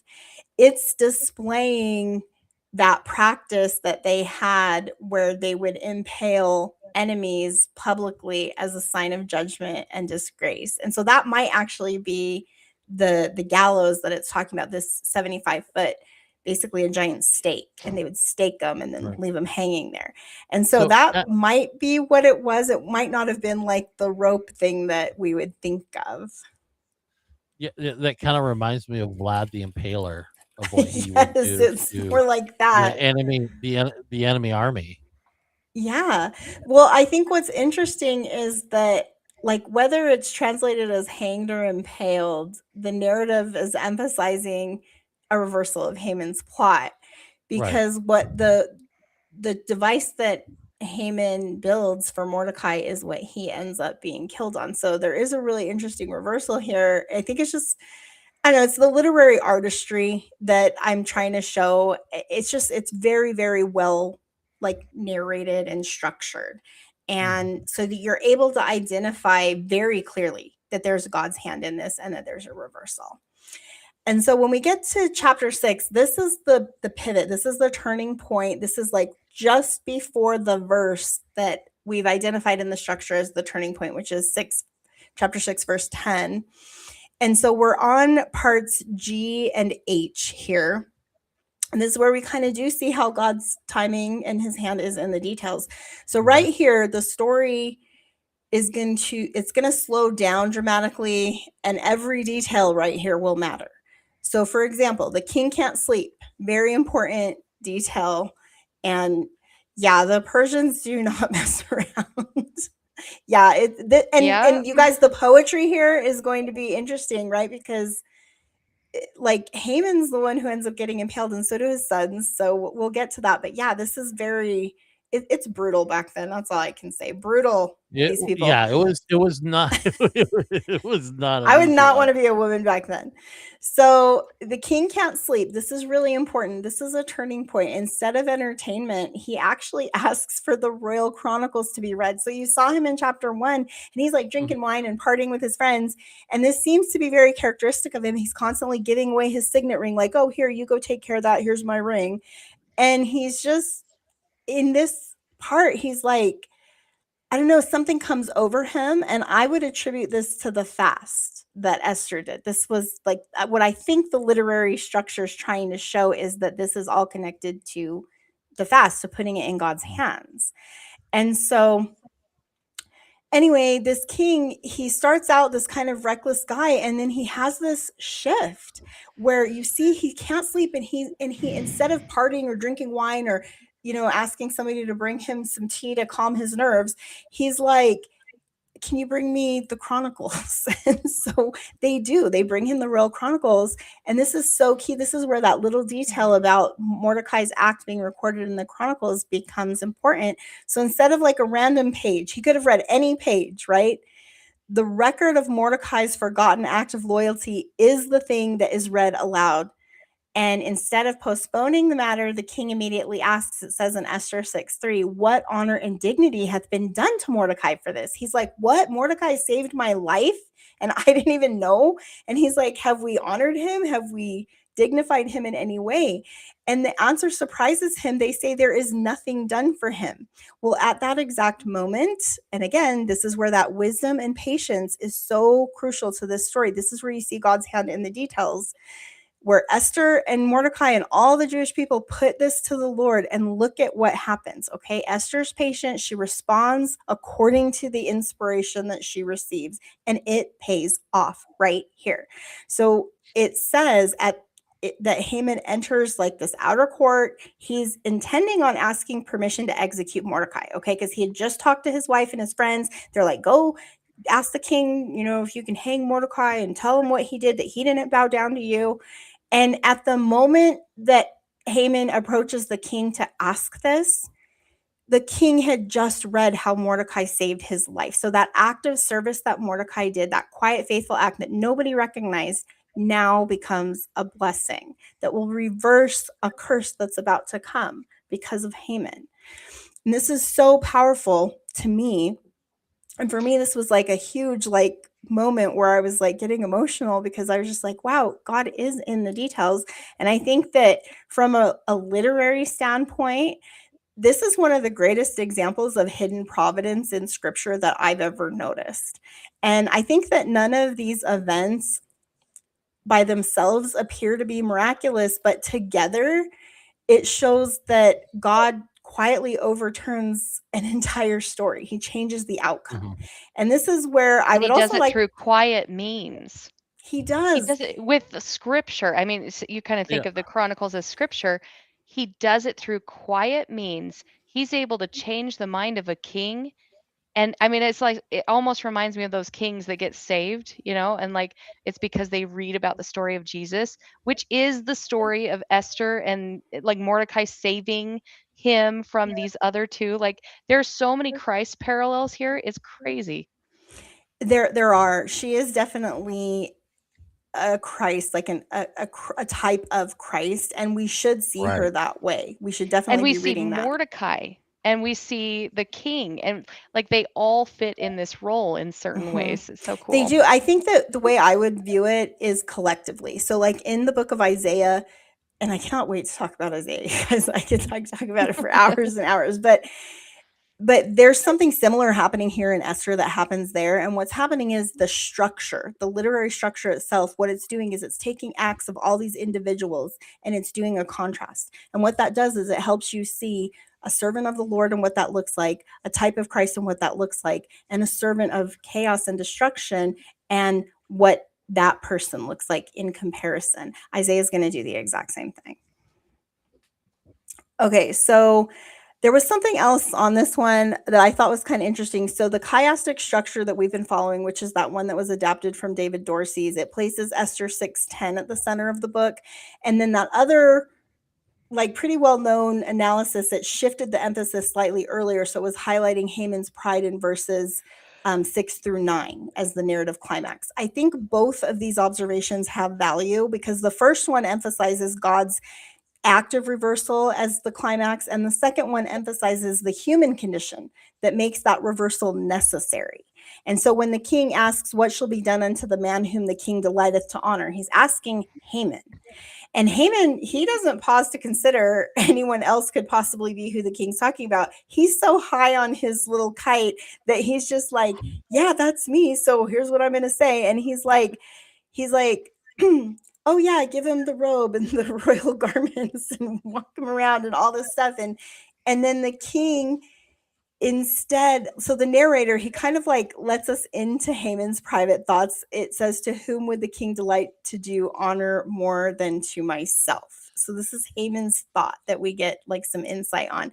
Well, that sentence reveals what's in his heart. And so I think where God is in the details is God knows our hearts, right? He looketh on the heart. Well, we see that in the story. And Haman's world, it revolves around himself. He's definitely a narcissist. He's very consumed by his own importance. Self-absorbed. Yes.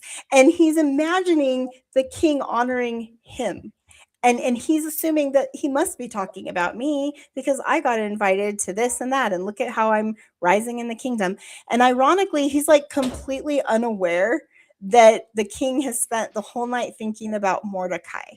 And so the contrast is really, it's kind of funny. It's ironic, but it's just the interesting way in which the irony, I don't know, I always feel like the irony is where you see God's hand.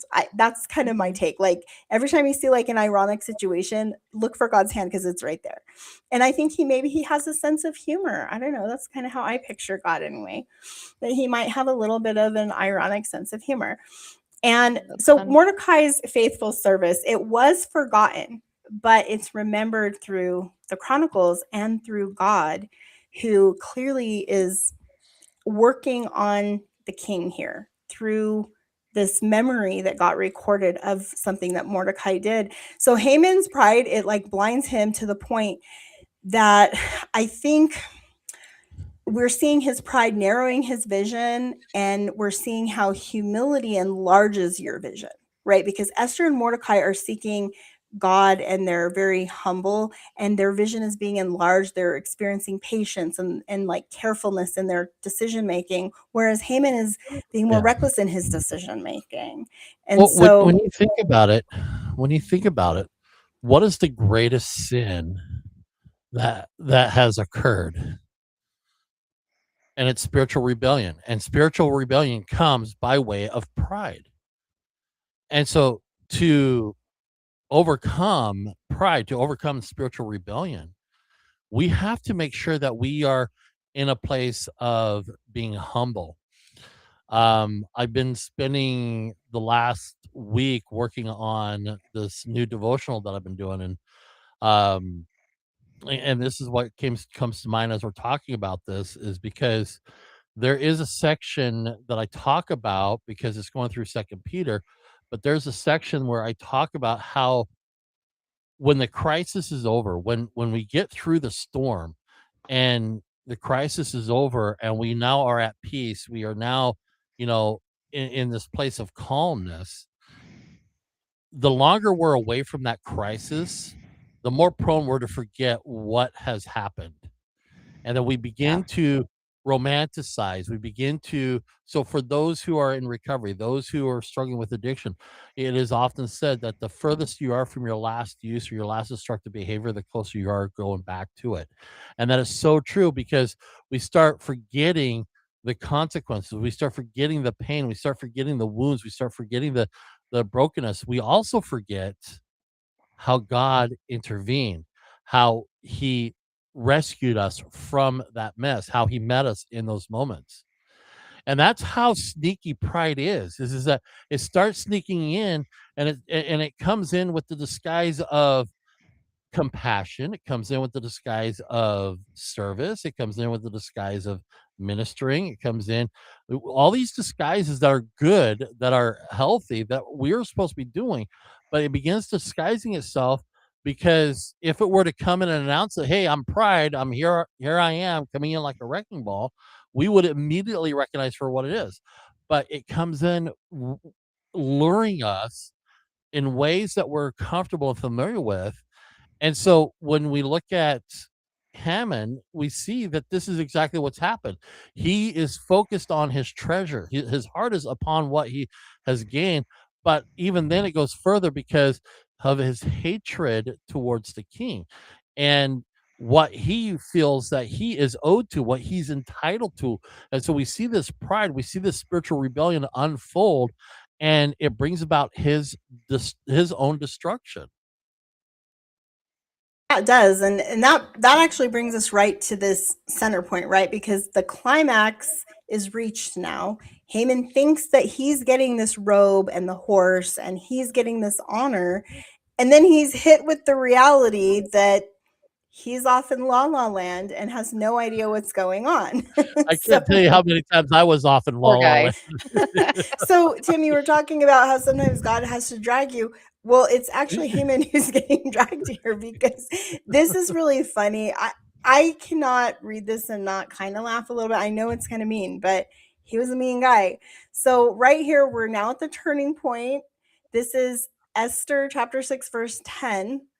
And so this is the exact center of the literary structure that we've been following. So after all the waiting, hidden preparation, fasting, the sleepless king night, the forgotten record that gets remembered, Haman's prideful assumptions, and everything turns with one sentence.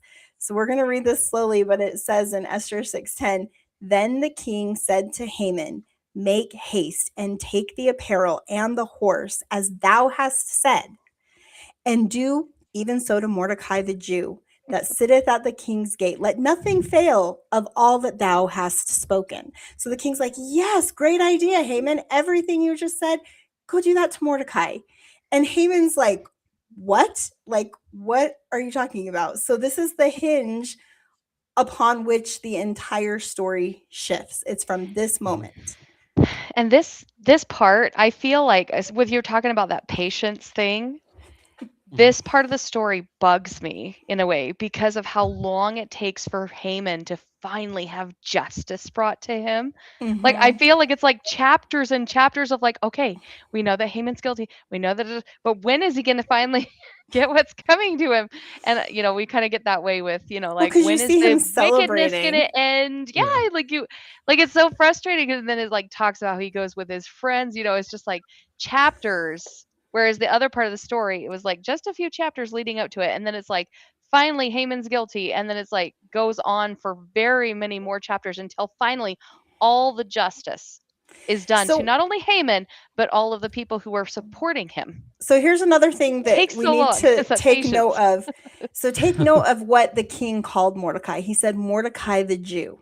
Okay. Now, this is after Haman had already issued the decree to destroy all these Jews on a certain date coming up. It was the So 13th he day of knew. Adar. And so the king, I think like the reality may be hitting the king too, that he's like, what have I done? You know what I mean? Like, what have I allowed to happen is really more accurate, because he's been so unattentive to what is going on. And he's delegating so much of his responsibility and his power that should be protecting people. And the exact opposite's happening because of his negligence. And so I think that he's realizing this too. That's kind of my take on it, because of what he says here, Mordecai the Jew, he's like, oh my gosh, like, what have I done? And so until now, Mordecai has been largely overlooked as a court official, but here his covenant identity is being identified by the king and publicly proclaimed by the king to Haman. And so this man, Haman, he wanted to erase the empire from the existence of all of these Jewish people. Like, he just wants them out of this empire, out of the city. And I think this is why the chiastic structure matters, because without recognizing the literary center, we might naturally think that the climax comes later when Haman dies or when the Jews are delivered. But the author who's writing in this fashion, they intentionally place the turning point here because the reversal begins long before its results are visible. And that, to your point, Rachel, is what's happening, because we need to learn as Latter-day Saints and people who are trying to live by the Spirit how to recognize God's hand and the reversals in our life. And we need to understand that the reversal, God has set it up at the center of the story. Okay. Right. Jesus Christ came in the meridian of time. That was our great reversal. So this sentence itself, to me, it kind of changes everything. Unwinding. It's like, it is. It's like, it's a great unwinding. Remember how in the chiasm we have it going down like this is a descent, right? Because it's like you're descending and then the ascent, right? So Haman's fall has already begun. He's on his way down in the first half, but Mordecai's exaltation as he's going down because of Haman, he's being exalted. So the reverse is happening. It's like first Haman gets exalted, but spiritually he's going down. So he's exalted in a world sense, but spiritually he's going down. And the opposite is happening with Mordecai and all of the Jews. So this is pretty interesting. Just the Jews' deliverance begins right here at this turning point. And even though nothing visible has happened yet, I think the pattern is highlighting this as the center. So we saw Joseph in Egypt. Remember, he was lifted from prison to Pharaoh's right hand. David, he moved from shepherd to king. He was called long before and anointed long before he ever rose to power. Daniel, he was raised from the lion's den. Christ himself descended below all things before being exalted above all things. And Isaiah, in his 7-part structure, he builds it around this same covenant pattern where the literary center stands. It's the movement from humiliation to exaltation for God's people and the reverse for those who fight against God. And so Esther follows this same theological rhythm. Before the story reaches outward deliverance, it first reaches an inward reversal. And that's what that turning point is. It's that inward reversal that you're not seeing the outcome yet, but the reverse is happening right here. And it's because of all the things that came before, all the preparation and that spiritual work that they did that led to this. And so what appears irreversible suddenly changes. God's been quietly preparing this moment all along. And this is where I want to introduce an Elder Maxwell quote. that we'll talk about at the end, but there was a talk that I read, and there's this phrase that Elder Maxwell used where he says, God is in the details. And he talks about divine orbits. And so I'm going to kind of like end on that note, but I want you to think about the divine orbits in your life and think about how God is in the details of your life. So towards the end of the study, So I'll instead of pull the up devil that being in quote. the details, God is in the details. God is in the details. That's right. And the I like that. sleepless night, like the forgotten chronicle, Haman's arrival, all of those things, God is in the details. And Haman's pride Right. it's like his own destructive force, if you will. So the rest of the chiasmus I kind of condensed because it's basically the same themes but going in the reverse. And so I just have a couple slides here to kind of get us out of the chiasmus, and then we'll go into all of those symbols, and then hopefully we can close up for the night. Right. But Haman, so in structure H and G, we've got Haman who takes the robe and the horse, and he arrays Mordecai and has to go through this humiliating act. So there's that humiliation and exaltation. Mordecai becomes exalted, Haman becomes humiliated. And it says in Esther 6, 11 to 12, then took Haman the apparel and the horse and arrayed Mordecai and brought him on the horseback through the street of the city and proclaimed before him, thus shall it be done unto the man whom the king delighteth to honor. So this is very humiliating for him. He has to like parade through the streets and do this. Well, this is like an immediate fulfillment of the turning point. Haman, he spent the entire story seeking his own honor, but then and plotting Mordecai's death, but then he ends up having to honor Mordecai. And just notice the irony, because Haman, he doesn't just like watch Mordecai receive the honor. He actually has to personally clothe him, personally lead the king's horse and honor him. So it's just, it's like a big slap in the face. It's like everything he wanted for himself, he now has to do to this person who he hated. And then we had also the hidden. It begins to be revealed here, because earlier Mordecai's faithful service was recorded but forgotten. Now it's revealed. And then he was remembered publicly now, instead of, just in the Chronicles. We've got his loyalty that was once hidden being made to light for all of the kingdom to see. It's proclaimed in the streets of Susa.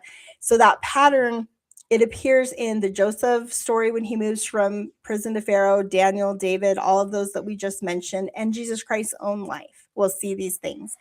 And then we have Isaiah, who we'll look at, where he has a part in, it's Isaiah 49:2, where he talks about how the Lord's servant is hid in his quiver.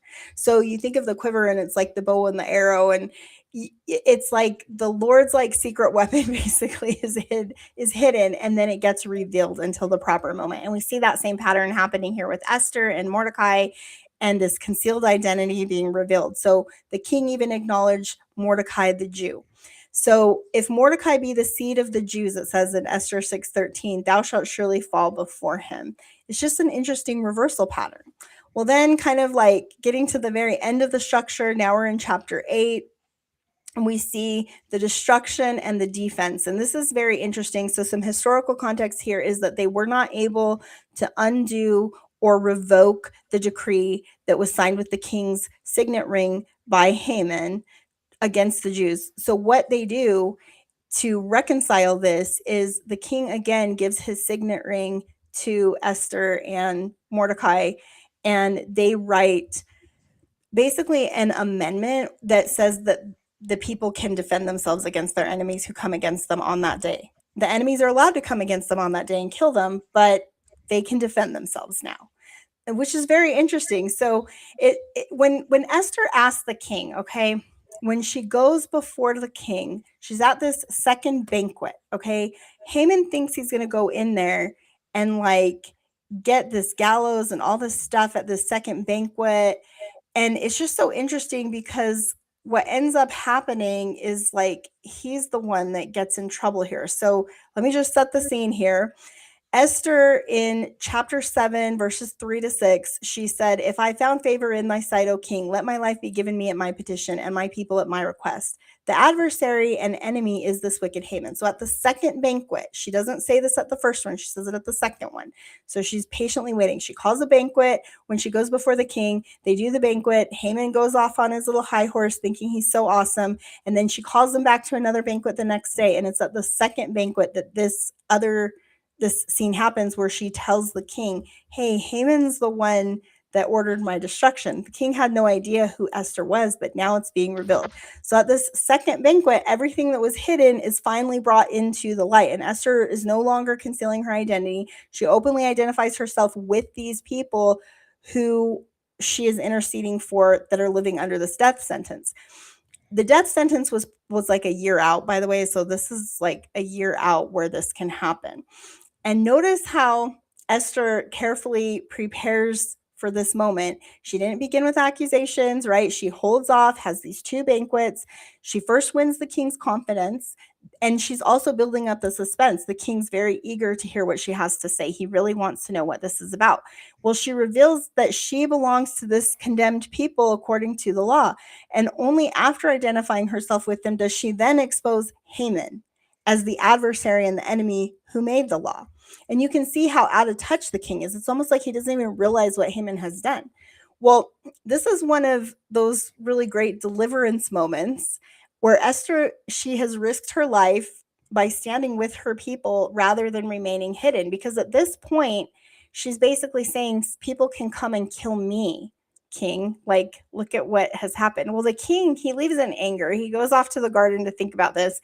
Meanwhile, Haman, realizing his fate, realizing that the king is very unhappy with what he's done, he falls before Esther to plead for his life. And so the irony is complete. First, he has to kind of grovel before Mordecai. Now he has to grovel before Esther. So this man who sought mercy from no one, now he's begging for mercy from the very people that he intended to destroy. Well, if you look at Esther chapter 7, verses 9 and 10, it said, behold, also the gallows 50 cubits high. Then the king said, hang him thereon. Haman is who he's talking about. So the instrument that Haman had prepared for Mordecai becomes the instrument for his own judgment. When the king came back from the garden, he sees Haman sitting on the couch, and he seems to interpret this as like an advance on Esther. And so the king's like, oh, hang this guy, like he's dead. So that's basically what happens to Haman. And in the end, the device that he made for Mordecai ends up becoming his own demise. So this reversal is like kind of coming full force here. And then these are the last levels here. We've got F through A. So although Haman is dead by the end of the story, his decree could not be revoked, okay? The Persian law regarded royal edicts as irrevocable, those ones that were signed with the king's signet ring. And so they issue a second decree authorizing the Jews to defend themselves. That's why the chapter's talking about wars and the Jews fighting people. It's because they couldn't undo what was done. So if people did come up against them on that day, as they were authorized to do, at least now they can defend themselves. Well, there's a great reversal in that too for the people, because the people have all these victories. They're noted in the chapters what the victories are. It gives a lot of biblical numbers. We can talk about that in the coming up slides. But this is also sealed with the king's signet ring. It's carried through the empire by royal couriers, just like that first decree. So everything's paralleling. And the literary structure, it deliberately reverses almost every detail from chapter 3 right here. And so earlier, the couriers carried death. Now they're carrying deliverance. You get to defend yourself. And earlier, Susa was bewildered and in mourning. Now they're like, oh, good, we can, we're going to rejoice. We can defend ourselves now. We have a way they have hope, basically. So now Mordecai, he's the one that gets to wear the royal apparel. Esther, the king, he feels terrible for what's happened. So this whole reverse is happening. What's really interesting is the narrative announces the reversal in Esther 9:1. It says the reverse occurred. Well, the Hebrew word there, the verb is, I think it's hafek. It's H-A-P-H-A-K, but it means to overturn, transform, or reverse. And it captures the theological heartbeat or rhythm of the book, where God, he kind of like rhythmically overturns the situation for the entire people. And then it concludes with the establishment of the Feast of Purim. And ironically, the festival receives its name from the lot that Haman cast, the pure. And it just goes from their destiny being controlled by chance to their destiny is controlled by God. So Haman, he trusted in lots, but Esther trusted in God. So the political power that Haman had, it avails in no way against them. They're actually able to, they have a lot of success. Haman's 10 sons die. It's like a total reversal by the end. And at the very end, we see in chapter 10 that Mordecai is exalted second only to the king, just like Joseph in Egypt was. And his people are also exalted. It's like people start converting to Judaism in the kingdom. And perhaps that's because they see the power that these people have. And so the way that this compares to Isaiah, now here's where we're going to start shifting. We're going to zoom out now. We've gone through all the chapters. You can see that literary pattern. So look at Esther's kind of high level overview structure, and then look at over here Isaiah's. So this is using Avraham Gileadi's 7-part structure, that the way that he has it listed in his book. I actually pulled this right out of the book Windows on the Prophecy of Isaiah, but it's in like pretty much every book of his if you've ever read any of his books. This is the 7-part structure in Isaiah. This is what we're going to be studying when we get to Isaiah. And I cannot wait to talk about it because it's cool. It's super cool. And when you understand this, everything else in the scriptures makes sense, I swear. Everything. Even the Book of Mormon makes more sense. So here we are, kind of comparing. Do you guys see the connection? Can you see it? Because one of the reasons that Esther reminds me so much of Isaiah is that both books are built around a literary structure that teaches the same covenant principle. In Esther, the entire story pivots around the reversal of fortunes in chapter 6. The hidden servant is publicly honored. And from that point, everything begins to reverse. Well, the way that Avraham Gileadi writes about the book of Isaiah in his book, The Literary Message of Isaiah, which is like his main scholarly work that he did his master's thesis on. Well, he's one of my favorite scholars because he showed me how Isaiah follows this literary pattern. And the 7-part structure moves from judgment and humiliation towards deliverance through this covenant with Jehovah. And ultimately, it leads to Zion's inheritance in the millennial day. And at the center stands this recurring pattern of humiliation followed by exaltation. And that pattern, it's not unique to Esther or Isaiah. It's actually one of the great themes throughout all of the scriptures. We've talked about Joseph in Egypt. We've talked about David. All of these have that same pattern. And if you read Joseph's story, for example, in Genesis 41, 41 to 43, it says, "See, I have set thee over all the land of Egypt. Pharaoh took off his ring from his hand and put it upon Joseph's hand, and they cried before him, bow the knee." So that same thing's happening here with Mordecai. And so we can see how that theme is replete throughout the scriptures in many, many examples. It happens with King David too. So the parallels with Mordecai, I think, are remarkable. Just this idea of faithfully serving a foreign king and then that leading to an exalted station because they're doing it in the service of God. They're doing it through wisdom. They may be forgotten for a season. You can think about Jesus when he's on the cross and he's like, "Why hast thou forsaken me?" We all feel like we go through these seasons where we're forgotten, but we're remembered at the appointed time. And then we can also have that great reversal and be clothed in royal apparel. And hopefully that's the lesson we're getting when we go to the temple. But Isaiah, he teaches that pattern repeatedly, and the entire book from the first to the last chapter serves that purpose. So does Esther from chapters 1 through 10. And we see that Esther can kind of represent the Zion bride, which we'll talk about here shortly. But if you look at Isaiah 46, 9 through 10, it says, "I am God, declaring the end from the beginning, and from ancient times the things that are not yet done." Well, he's highlighting a pattern. So this literary structure is a pattern that repeats over and over and over again. You can see this in church history. You'll see it over and over and over again, and it always reaches like a near fulfillment where there's like a salvation, but the ultimate fulfillment doesn't come until all is said and done. Okay, until the second coming and the millennium are complete.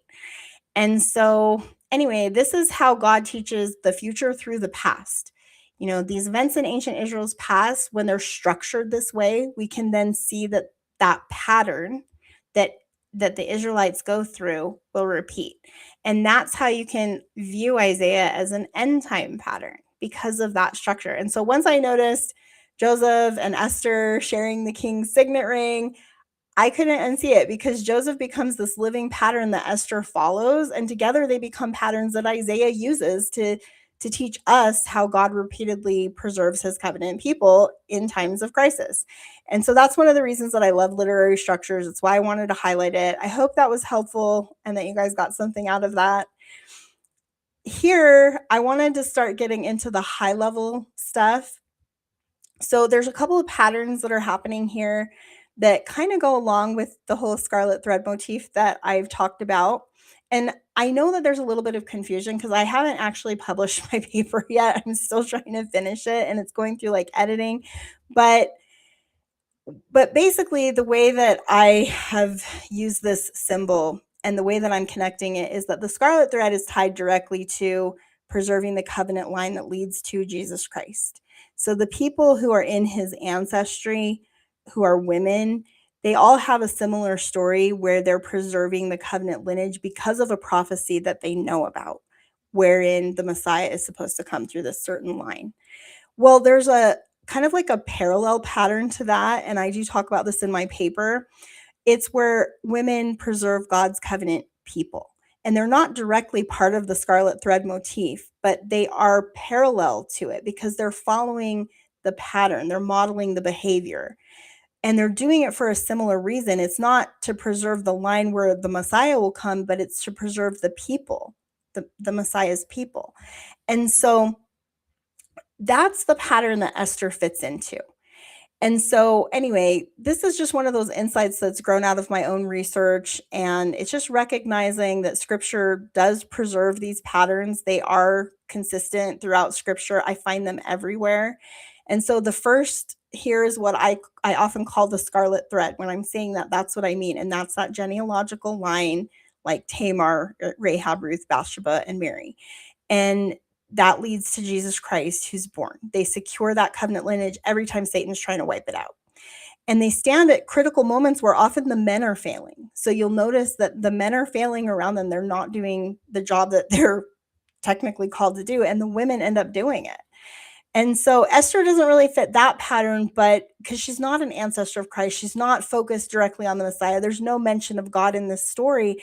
So I would say she belongs to that second pattern that's like a parallel and still important covenant pattern where we've got women who preserve the people and they act as intercessors and stand in danger of destruction of themselves for the sake of the people. So you saw that with Jochebed, Moses' mom, his sister Miriam. They watch over Moses, who ends up being the deliverer. And then you have, remember when Rahab preserves the spies too. So the spies are kind of like the people. So Rahab kind of is part of both. And then you have Hannah. Remember, she raised the prophet Samuel. And anyway, so you have all of these women kind of like helping to not just preserve the Savior's lineage, but also the covenant community, the people. And that's what Esther does. And so each woman, they may serve differently and kind of play a different role, but it's all for the purpose of preserving God himself, Jesus, or his people. And so I think that's just another theme that we can kind of pull out. And then something else that I wanted to mention is, since I brought up Gileadi, in his books, he actually includes Esther among biblical covenant deliverers, and he puts her with Joshua, Deborah, Gideon, David, and Hezekiah. And so the way he talks about her is that she becomes a temporary instrument through whom God preserves his people during a moment of national crisis. And ultimately, this is where you get that Davidic covenant proxy savior theology. And so she's a part of that covenant structure, if you will. And so I think that these people, what they're doing is they're preserving life for a season, and Jesus Christ, he preserves life forever. And so I think those two patterns can just help us understand the Lord and the type of Christ that Esther is acting as in this story. Rachel is going to probably have to jump on her phone because we're almost to her slides. And I guess she was having some trouble with that. But I have like one more here that I can talk about before we get to hers. This is where we have the names as character sketches. So Tim, I sent him an article. He posted it on his Patreon. Tim, you can put or the on link my in the website. Yeah, the link yeah. is the QR code. You can actually scan the QR code up there in the corner, right next to Jessica's head. Right there. There it is. You scan that QR code, and that will take you to the website, the WordPress website, and it will also, underneath the video that's embedded there, you will also have the downloadable um, for the Google Doc that has the actual acrostic. So I did not get a slide presentation, so there's no resources except for what is already posted there. Um, and you can definitely get that checked out. And So like the website, Tim drop a let us comment. ladies take the lead on this one tonight, so he like scaled his down.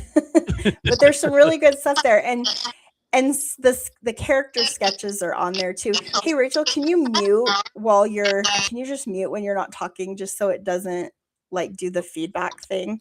Sorry, I Yeah. forgot that But it was I mean, muted. yeah, you don't have to turn off your camera. We can see your beautiful face, but just if like when you're not talking, just mute, and I'll mute when I'm not talking too.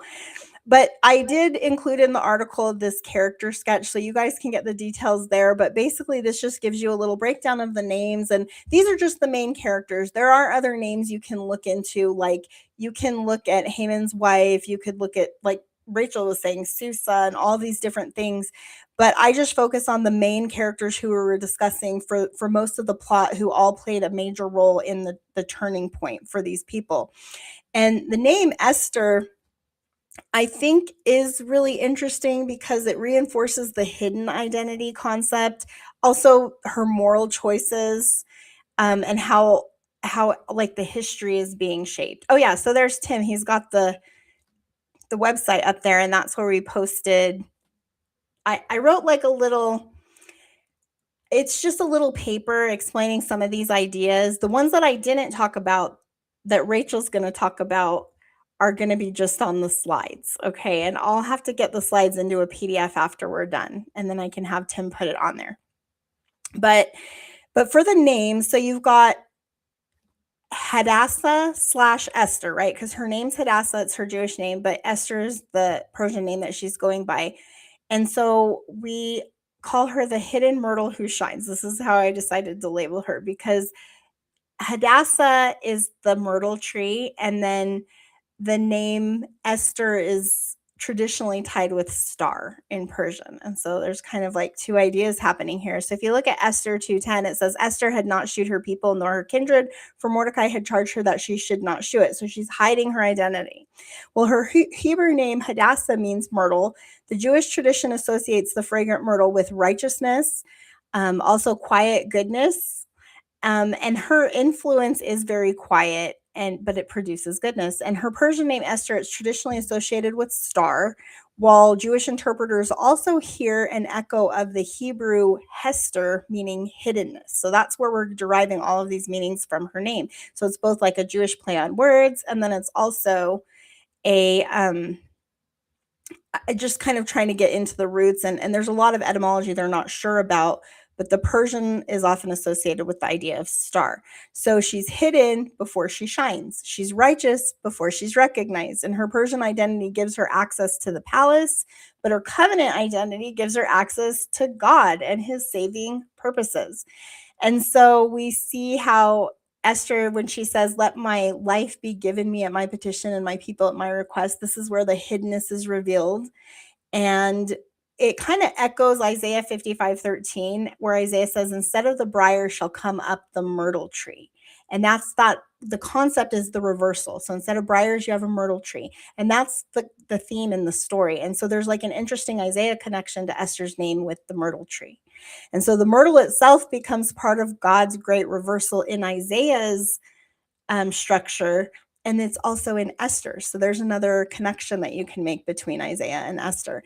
Now we have Mordecai, who he quietly uncovers the assassination plot, right? Like nobody knows that he saves the king's life, but he does it. It's recorded. He asks for no recognition. He just does his job. Well, then later the king reads it in Chronicles. And so the origin of Mordecai's name, it is debated. It likely reflects his Babylonian Persian setting, while the Jewish tradition also hears an echo. There's like a wordplay there of pure myrrh, the fragrant spice used in the holy anointing oil, which is interesting. And my friend Drake found that one. So I have to give Drake credit for that. He found that actually in like one of those like histories of like names. And so you can tie him to the pure myrrh So, and the fragrant it, spice through the so wordplay. that remind when the three wise men come, one of the gifts is frankincense and myrrh. Yep. Yeah, it's a holy anointing oil, and these are used in the temple. And so they hear it in his name. It's in the sound of his name, just like with Esther sounding like Hester. So that's where you get the hiddenness idea. And so a lot of these names, they sound very similar. And so even though they may have like a Persian or Babylonian root, if you say it in the Hebrew, the Hebrew sound is where that other idea is being derived. And so his name's foreign. And it reminds us maybe of where history placed him. He's the Jew, right? He got called Mordecai the Jew. So that kind of reminds us of what his true identity is.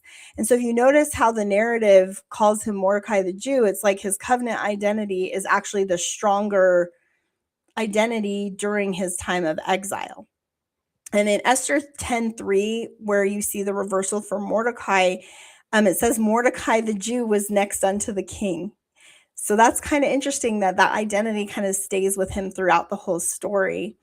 And it says seeking the wealth of his people and speaking peace to all his seed. So instead of seeking his own gain, he's seeking the gain of his people and peace for them. And so there's a real contrast there between him and Haman. So Haman, this is the pride that destroys, right? Even if this proposed connection, by the way, between Haman's name and the Hebrew Haman, which means rage or tumult, is uncertain, there's still a literary portrait that is not mistakable. It's like you can see what the portrait is that they're painting, and it does fit with that idea of Haman or rage or tumult. It's the chaos. That's what Haman's representing. So that sound, Haman, it's in the name Haman, even though the name Haman, we're not sure the roots, like the etymology is unclear. But if you just think about what's happening in the story, like so after listing, if you look at Esther 5:11 through 13, after listing his wealth, his children, his promotion, his royal favor, then Haman concludes and he says, yet all this availeth me nothing so long as I see Mordecai the Jew sitting at the king's gate. So he is raging, he is feeling tumult. And so it's just kind of interesting that Hebrew wordplay is happening in his name, and that is part of his story. And so like his entire world, himself included, his family, they are all consumed by what this man does. And It's so almost as if Haman is a type and shadow of Satan. yeah, he's like an antichrist. He's And when we get to the bridegroom motif, we'll talk about that because he does represent that. Now, I want you guys to look at the king's name too. Ahasuerus or Ahasuerus. I've heard it said both ways, and I'm not really sure which one's correct or if either are. But the king's name, it reflects imperial authority. And the narrative repeatedly portrays a ruler who possesses enormous power but exercises surprisingly little discernment for a king. And rather than speaking with Vashti in the beginning, notice how he turned to his advisors. It's like, she's his wife. He could just be like, oh, she doesn't want to come? Okay, hold on. Let me go check on her. And he doesn't do that. He doesn't go and seek to find out why Vashti doesn't want to come. Instead, he just turns to his buddies and he's like, hey guys, what should I do? And so it's just, I don't know, it's just, to me, it's so immature. It's like the way they paint him, just such a lack of discernment, no wisdom like Solomon going on here.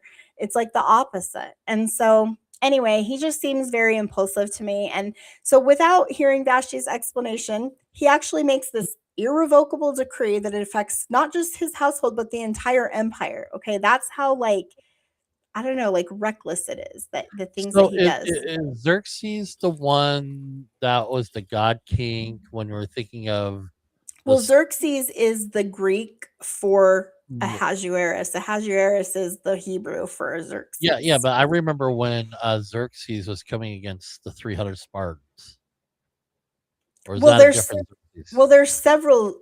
The name is used over and over and over Oh, again. okay, This is the Persian one, and okay. the Greeks are calling him Xerxes, but that wasn't actually his name. It's just in Ah, the okay. Greek they're translating it like they would say it that way, but it's not actually what his name is. Um, it's this name right here. And so anyway, the king, he asks like no questions. He's just he has this pattern, okay? Like he takes off the ring, he gives it to Haman, then he takes off, he gives it to Mordecai. It's like he keeps kind of doing this like impulsive governing through emotion, and through like his advisors and all these other people that he keeps delegating authority to that really should be his own. And Esther, she never like manipulates him through like deception. She actually, I guess you could say, she manipulates him, but it's through humility. It's like she's not trying to be deceitful towards him or anything like what you saw Haman doing or any of these other people that the king's consulting with. She's just trying to be patient and humble and honoring the king and waiting for that perfect timing, God's timing. And she's trusting in God that somehow he will reverse the situation.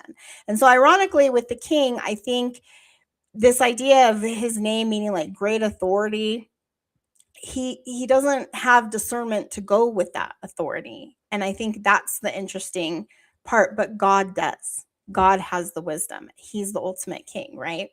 And then with Vashti, I mean, her name means beauty and dignity, and she represents maybe a defiance. So when Vashti refuses, it doesn't say why. We just know that she's beautiful. Her name is associated with beauty, excellence, and the best. And so there's kind of an ironic thing happening here too, because she's valued for her beauty, but her first defining action is refusing the king. And also perhaps refusing to allow herself to become a public display. You could interpret it that way, and some people do. And so I don't know, one woman's refusal produces this royal fury that turns into a national crisis. And it's just interesting how that upholding of physical beauty leads to a crisis and a power vacuum that needs to be filled. So I think taken together, the names, they become literary portraits. We've got Hadassah, Esther, that represents hidden righteousness revealed at the appointed time. And then you've got Mordecai, who represents covenant identity that survives exile and is ultimately remembered and honored. And then you've got this Haman, who represents pride, exposes enmity, and ultimately he's consumed by it. And then you've got Ahasuerus, who has this immense authority without any discernment, and he's quietly redirected by God, which is where you see that hand of hidden providence. And then Vashti, the beauty that's joined to dignity, whose refusal unexpectedly prepares the way for Esther. And so the names, to me, they just kind of reinforce the central message that's going on in the story. Their public titles and appearances never tell the whole story, but they become part of the story, if that makes sense. So here's where Rachel gets to shine, because we have some really wonderful things that she picked out in the text. She went through it all herself and highlighted some things, but she was noticing how the author repeatedly uses color, clothing, fabrics, precious materials to communicate covenant themes like royal authority, mourning, deliverance. And you'll see it in several of the chapters. I've noted some scriptures here. So if you want to take it away, Rachel, let us know your thoughts on this. Are you able to pull up Revelation 17:4 really quick? Tim, Because can I you want pull you it to up? compare this. Because like we've read the book of Revelation. We know that Esther has like some major symbolism to the end times. Like there's a huge connection to the second coming and the millennial What is reign and all of that. Revelation? Revelation 17, verse 4. And I'm sorry I didn't get this slide to you beforehand. It's been Do a busy you day. do you want it in the King James or do you want it in the NRSV UE or? Whatever. King James is fine. Whatever Now for floats your this, boat, Tim. pick. But if you'll notice, like the way that this is talking about one certain kind of woman, and then you contrast it with these colors that are used specifically in this book of Esther. It's very interesting. So while he's pulling that up, we know that we've got the blue color. Okay, blue color symbolizes heaven. Okay, and white, I was kind of think of as the clouds. There's water, like water vapor is what makes clouds, and that's what purifies you. So I think that's probably why those symbolisms, plus the fact that blue is in the heavens, so those two symbols come out very clearly there. And then we've also got this purple, which it was very difficult to come by. So of course you could only afford it if you were rich. So it's royal color. And then anyway, just looking at these four colors, if we look at Revelation 17:4. Yeah, let me get it. Yeah. Sorry. We'll go with Okay. the Lexham English Bible version. Here, let me Thanks. increase that. So it's talking about how in almost there. Yeah. Okay. All right. So it talks about how there was a woman. Stop there. There was a woman dressed in purple and scarlet and adorned with gold and precious pearls and stone, holding a golden cup in her hands of detestable things. It's interesting because we see purple and scarlet here. But then we go over back to the scriptures here in this that are used in Esther. We see the contrast of the blue, not red. That there's a heavenly royalty to it. We can go back to the slide with the symbols. Okay. We and like Jessica pointed out, we see these colors, in the first part and in the last part. It says, in the courtyard was beautifully decorated with white cotton curtains and blue hangings, which were fastened with white linen cords and purple ribbons, um, embedded with marble pillars. Gold and silver couches stood on the mosaic patterns. And then it talks about a bunch of different stones, marble and mother of pearl and other costly stones.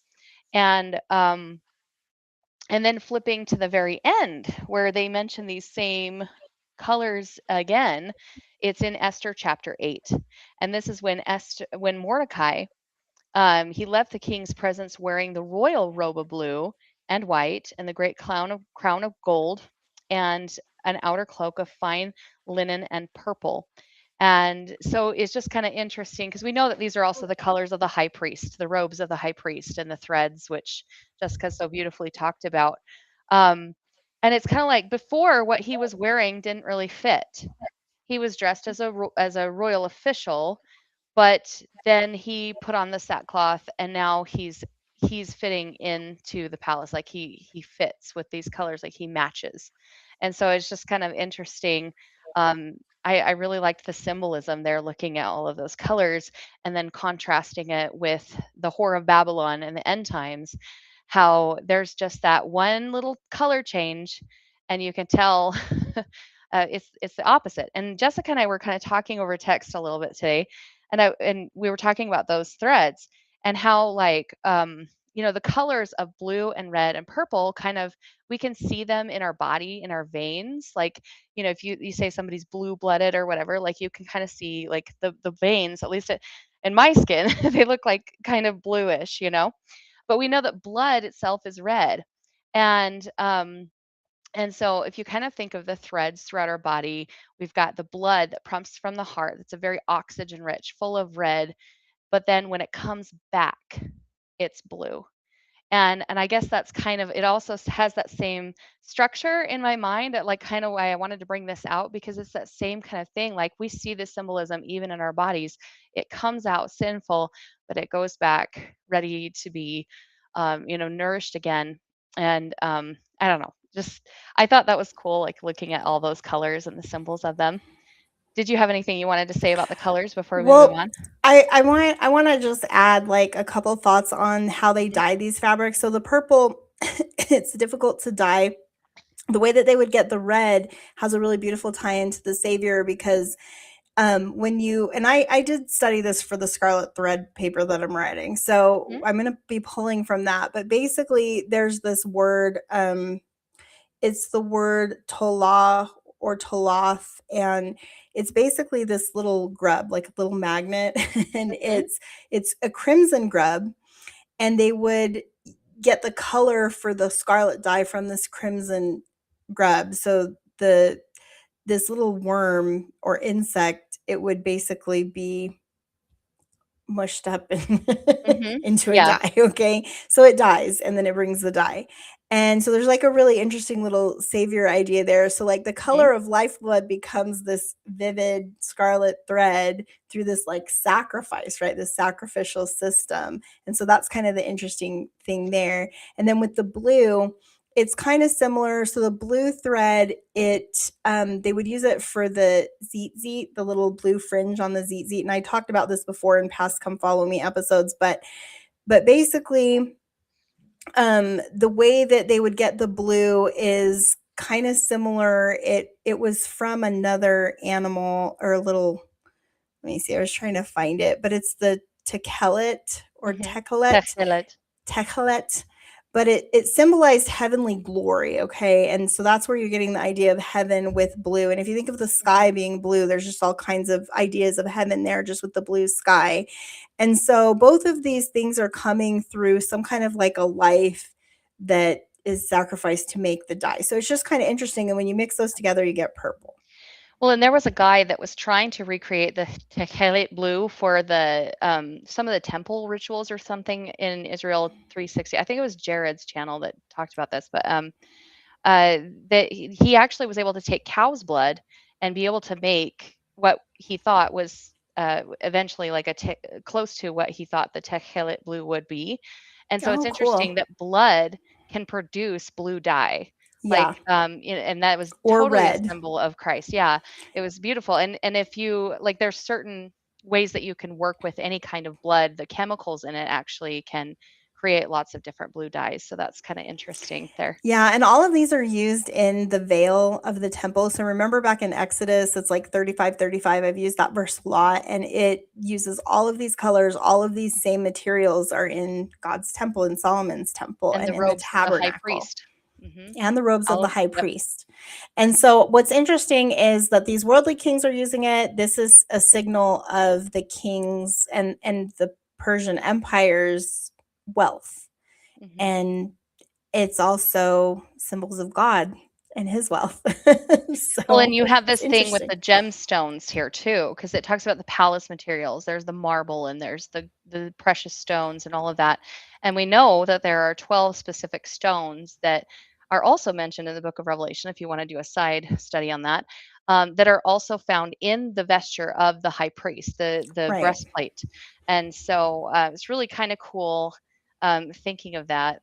Um, if we can move on to the Oh, next thing, that's unless there's cool, something else that Thomas. anybody else I'm wants going to to look that say up. about colors and I'm going to look up the videos that Thomas was talking about. I love like the dyeing and like how they do all that stuff. And so that oh thing, yeah, whatever you said from yeah, Jared from Christian Homestead, you were talking about him, right? He like yeah, featured yeah. on his channel too. I think Yeah, that's where I heard it. Yeah, it probably because a he does quote a from that. lot of that stuff like from the Israel 365. It's Um, cool. Yeah, so the next slide we have is our numbers in the book of Mhm. Esther, and Rachel went through and was like highlighting all the numbers. And so basically we were noticing how the author just they're assigning meaning to the numbers. They follow both the biblical number pattern, but then within the context of the literary structure, you gain some additional insights on the numbers and how they're being used. So do you Yeah. want to take it So away on that? So you remember how she had to be prepared for 12 months. But there's also like a section in the 12 months that's 6 months of this type of preparation and 6 months of this type of preparation, the ointments and the perfumes and all of that. And so like I kind of did some digging, though I didn't really do like a ton of digging on like how they would go and prepare these things. But it's basically like they made them take baths that softened the skin. And I thought about that and I was like, we have kind of like if she's just a normal, Jewish girl or whatever, she'd probably have rougher skin. And so like them getting the collagen from the plants or whatever else is needed to be able to go through those those rituals. I think I had somewhere on here. They basically get a year of pampering and like Yeah. spa treatment. It's interesting because it's like there's the 2 sets in the year, in that 12. And then there's also the 2 banquets. And I was kind of thinking on the symbolism that why did she not reveal everything the first banquet? And then I got thinking about I was like, well, Christ, when he came, he revealed many things in part, but he didn't reveal everything. And that's eventually, I mean, the church that was created, that he couldn't reveal more at that time. The church that was created at the time eventually fell away into apostasy. And so the second day, the second banquet, is when it was all revealed, and Satan was revealed, and that's one of the things we read about in Doctrine and Covenants, that the man of sin would be revealed. And there was I would have to go back and pull out these things. I don't know exactly the reference, but once again, Jared from Christian Homestead mentioned this specifically. There was an instance where they had recorded in church history of when Satan was revealed. Um, and so that was kind of referencing once again those Yeah, last it's in the days. Joseph Smith papers. And I Yeah, remember yeah, when he that's did, what it is.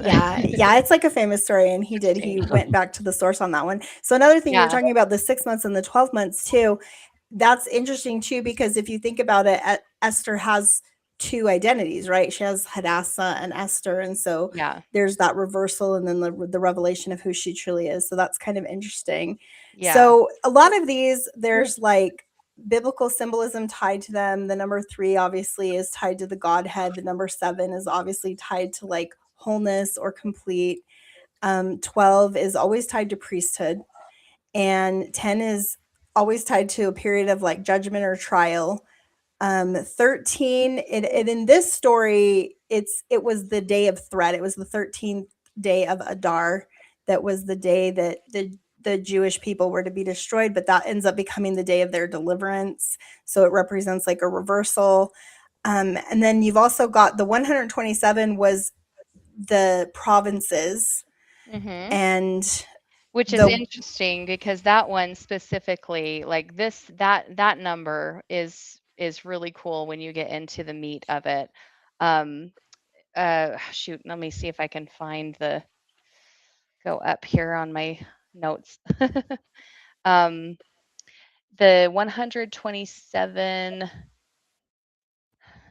Oh shoot, I guess I had not written that down, but yeah, it's just kind of talking about the universality and the totalness of it. You've got 7, which means completion or perfection. You've got the 100 in there, and you've also got the 20, and 120 have specific meaning.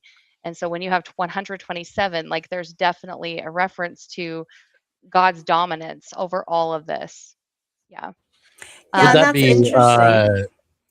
his sovereignty, Mhm. his providence and sovereignty? Is that what you're talking about? Yeah, perhaps. Well, if I pull up the verse where that one was in, I was trying to, let's see. So that was verse 2. No, Esther verse I 1 think it's 1. the first verse, yeah, Yeah, the of the very, very story. first verse in the story.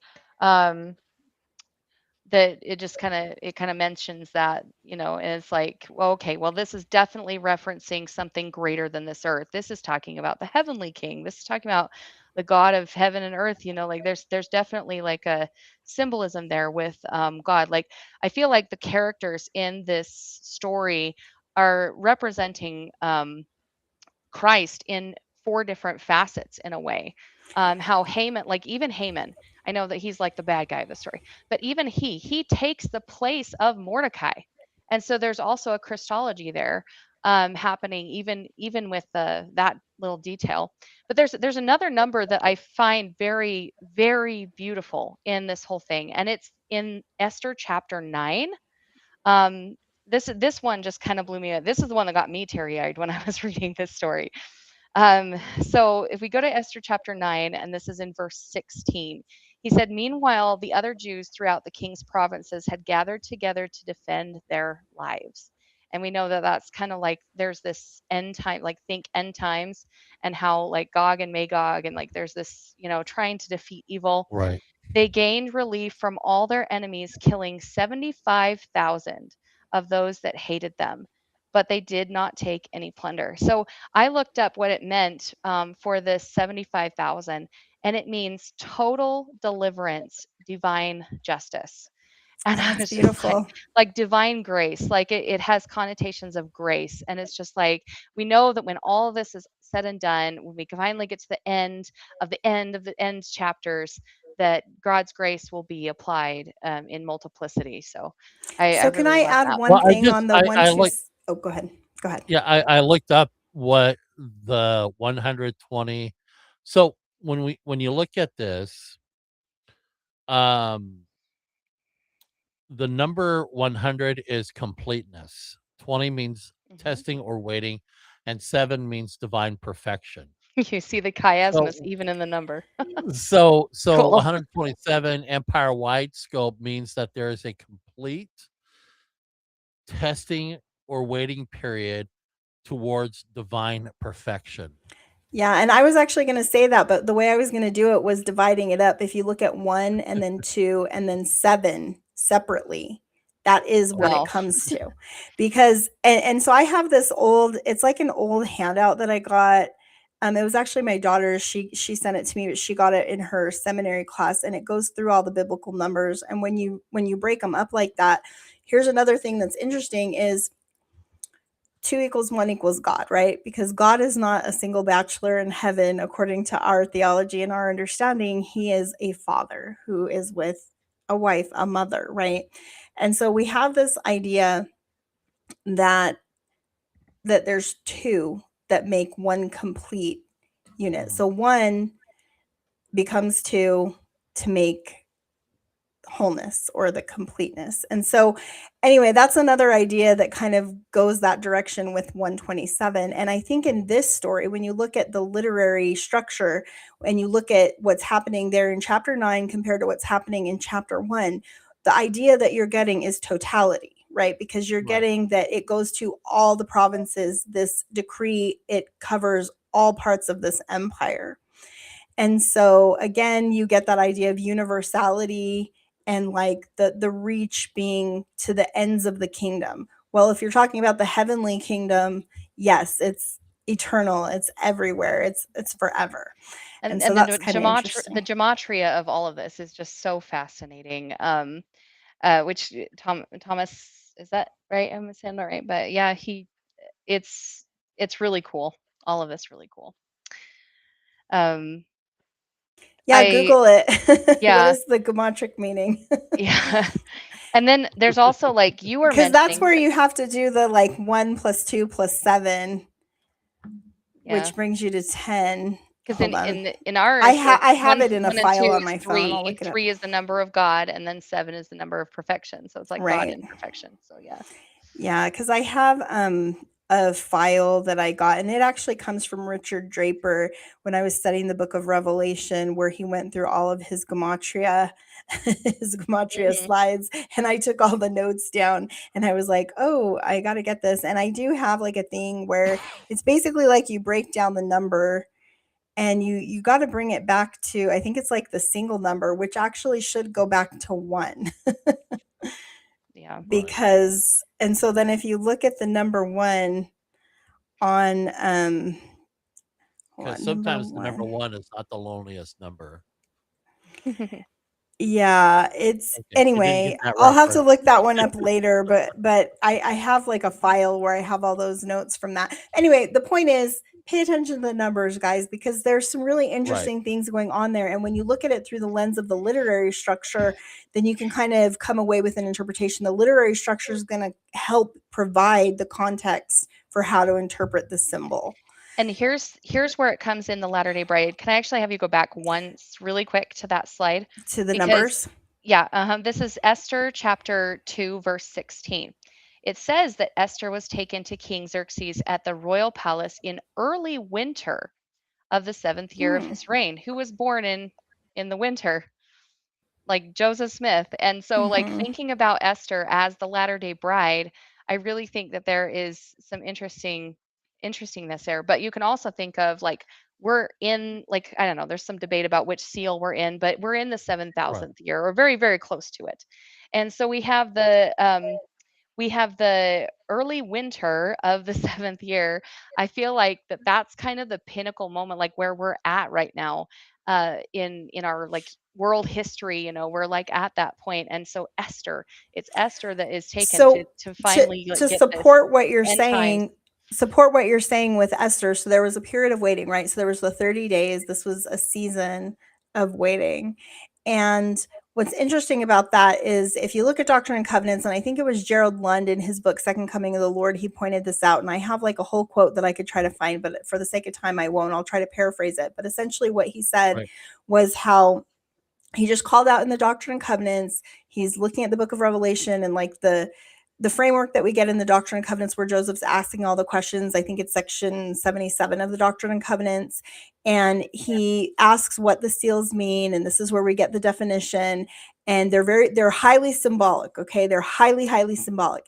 And then you go when he asks about there's a time that's captured there. It's from the opening of the seventh seal to the second coming. There's no time frame given. Like there's no Yeah. way to judge how long that takes. But symbolically, what it represents in the book of Revelation is a period of waiting on the Lord. It's just like what's happening in the story of Esther.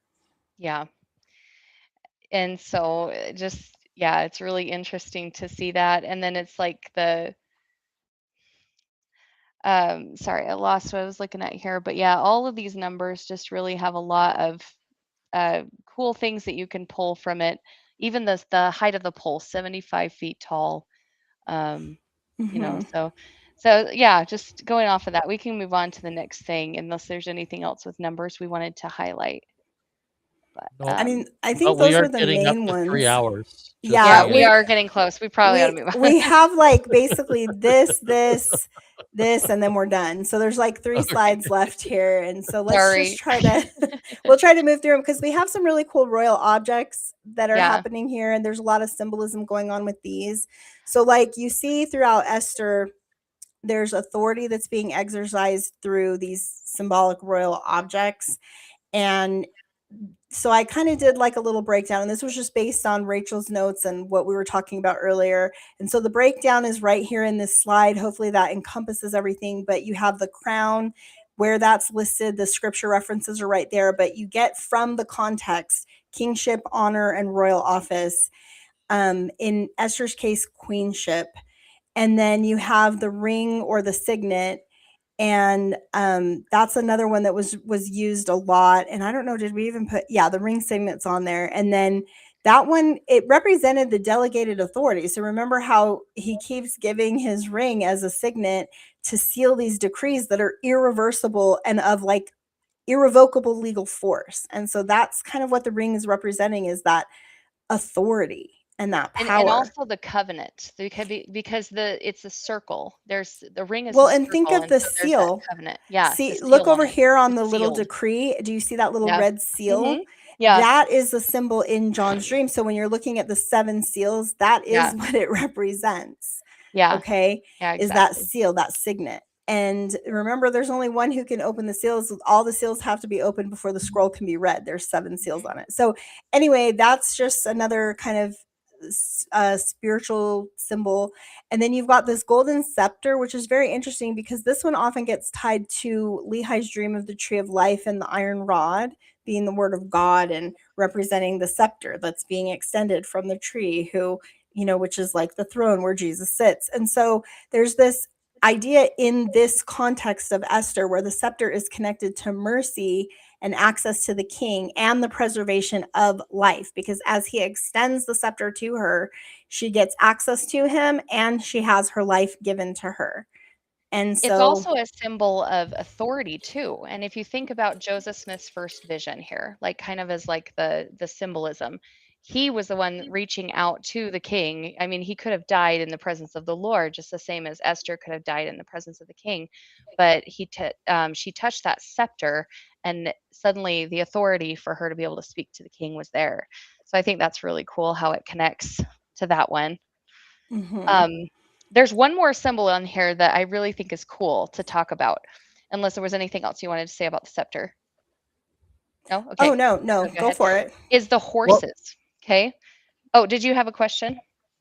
Well, if you go to Revelation, I'm trying to find out which Revelation it is, but if you go to Revelation, it's either in Revelation 2 or Revelation 3 where we receive the scepter of righteousness.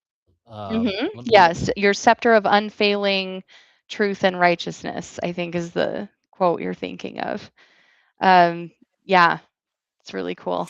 Well, it grants life, and that's the Uh-huh. idea. So when he extends the scepter, it grants life, and that's what we get. But it's in this case, it's eternal life when you're talking about the eternal king. Yeah. right. So with the horses, if we're ready to move on to that, yes, we're good. You go with Okay, whatever okay, symbol okay. you want to talk All about. right. So the horses, with the horses, we think about what was it that Jesus came into Jerusalem riding on? A It was a donkey. donkey or a horse. You know, you can kind of think of it in the same way. And one of the things that was talked about with Haman is that he would ride on the king's horse, who was also brought into the inn from like the Samaritan that was there. He was brought on his own beast, right? And so there's kind of like a symbolism there with horses and how he would ride on that body in the presence of the king.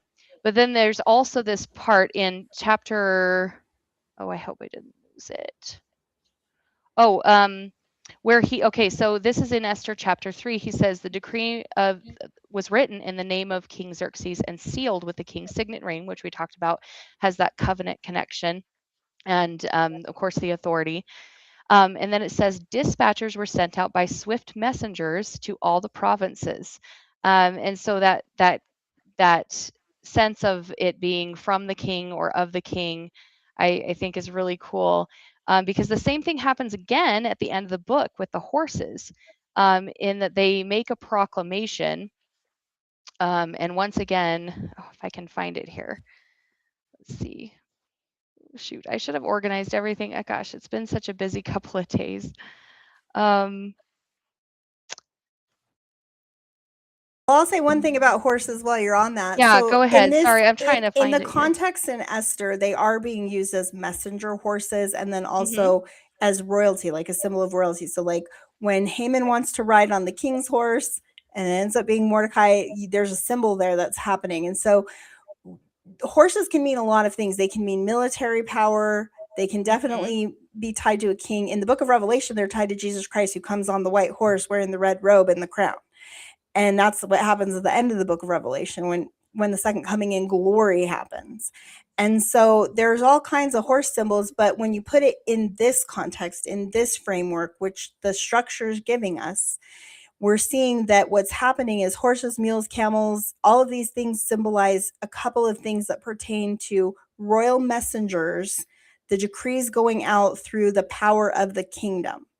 Okay, so this is kind of like another royal object and signifying the power of this kingdom and the wealth of it, that they can send these messengers out and get these decrees out to all 127 provinces very quickly with speed.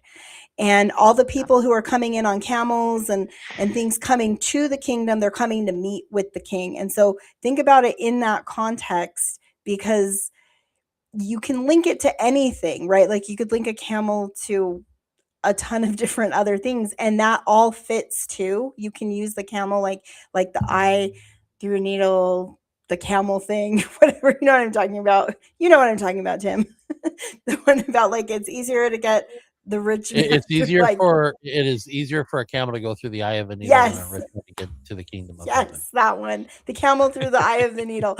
Okay, so there's all these like different symbols that are happening in here, and I think that one Where thing it that I is. I really found like it. is when you put it in its own context first, and you see how it's being used in that context, and then from there you expand out, and then you can start connecting all the imagery. I found where it is in the next half of the book. Sorry, it took me forever to find it, but it's in Esther chapter 8, and just using the New Living Translation. I'm just gonna Yeah, I think click it's on that 8. really Is it quick. 10 through 14?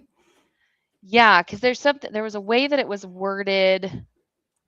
here that was just very, so a decree was written in the name of Xerxes and sealed with the king's signet, and Mordecai sent the dispatches by swift messengers who rode on fast horses. You were kind of mentioning that, but I guess when I thought of that, when I said a decree was written, I was thinking, man, that kind of sounds like proclamation to the family. That kind of sounds like the restoration, like proclamation, like I guess that's kind of what came to mind when I was like thinking of this in terms of the Latter-day Bride, is I was like, we've sent out missionaries, and we've sent out not only missionaries on fast horses, we've sent this out like with proclamations and with the decrees, like, from the king Well, the himself. So written I thought decrees, that was really the cool. written decrees establish the binding law, and Hmm. that are signified by the king. And so they determine life or death too in this story. And so if you think about the written decrees that are going forth from the heavenly king, yes, it's Hmm. going to the idea of totality, universality, which is what that Yeah. 127 was representing. It's going with speed, and it's going to determine the binding law that leads to life or death. And so this is a covenant with life or death, and that's what's happening here. Haman made the covenant with death, and Esther and And Mordecai make the covenant with life. it has the copies of the decree going out, issued to every providence. Yeah, so it's really cool. Which means everyone, it's kind of like the all nations will receive, right? The word Hmm. of the Lord, that like every kindred, nation, tongue, and people. It's that idea. It's the four corners of the earth. So all of that is kind of what I think it's trying to signify there. You know what And this reminds me of? hmm, Uh, when King Benjamin is giving a speech and the people were gathered, and he had to dispatch people writing down what he said and sent them out to those that's a who good were one. not those who were beyond his beyond hearing what he was actually teaching and saying. And so he would dispatch these couriers, what we would understand as couriers today, Kind of like so the that they ensign could bringing the message from God. the Leahona, bringing the message to the people. Yeah. And look at verse 9 also in that same verse. That was the one. This is the one I was actually really wanting to find, and I couldn't find it. I just found it. It says the decree was written in the scripts and languages of all the people of the empire, including that of the Jews. Every So it's nation, like how kindred, the tongue, and Book of people. Mormon has it written. So yeah, there's definitely a Latter-day parallel here. I love it. Yeah, Well, I like that. That's it cool. it's almost like, this is an Old Testament version of the day of Pentecost when people are praying and prophesying, and the Spirit descends as if fiery tongues are upon them, and people are hearing them in their own native tongues. Yeah, So I had day made of a note Pentecost. on the animals thing, and I don't know if you guys want me to share this, but it kind of makes a broader connection. So basically, think about all the times that the animals are used, and in this context, it's representing the king's power. And definitely like a bride bridegroom motif is happening, a king and kingdom motif. But if you look at animals in other places in the scriptures where there's like messenger animals happening, because that's what's happening here, then you can kind of link it to like all the times where a messenger animals being done. So like think about Elijah. We talked about the ravens feeding him in the Hmm. wilderness. Remember Balaam Balaam the the donkey who donkey. spoke? And he Yeah. rebuked that prophet. And then there's Jonah's the fish that preserved the Lord's servant. There's the dove that announces the new creation after Noah and the ark. And there's the white horse in the book of Revelation, which I think is ultimately kind of what those horses are pointing to, that victorious advance Mhm. that the Savior That's makes. so cool. And so all of that I think you can pull in, because when you understand the context in which the horses are being used, then you can look elsewhere for that same context and get the same theme and the same message. And so Mhm. there may be like a theological pattern happening there too, because God frequently governs his kingdom through delegated authority. And in this case, he's incorporating the animals as part of that, which is kind of neat. But he entrusts his covenant, his priesthood authority, like the way that we administer the ordinances, the written revelations, all of those things through our prophets and through his messengers and his servants and all of those who are commissioned to do a work for him and to join in that work. And in this case, we're seeing the animals joining in that too throughout the scriptures, which is kind of neat to think about. That it's like, even like when you look at kind of the symbolism of like I don't know, the lilies of the field, how they grow, right? And like the birds and how God clothes the grass of the fields and feeds the birds. And it's like he's mindful of all of creation, and all of creation is participating in the work. And so I just kind of like that idea. Yeah. Okay, so here's our last one of symbolism. There's a huge bride-bridegroom motif going on. And one of the things that I had researched before this was just, it's kind of more of an evangelical view. They talk about this a lot in the evangelical blogosphere.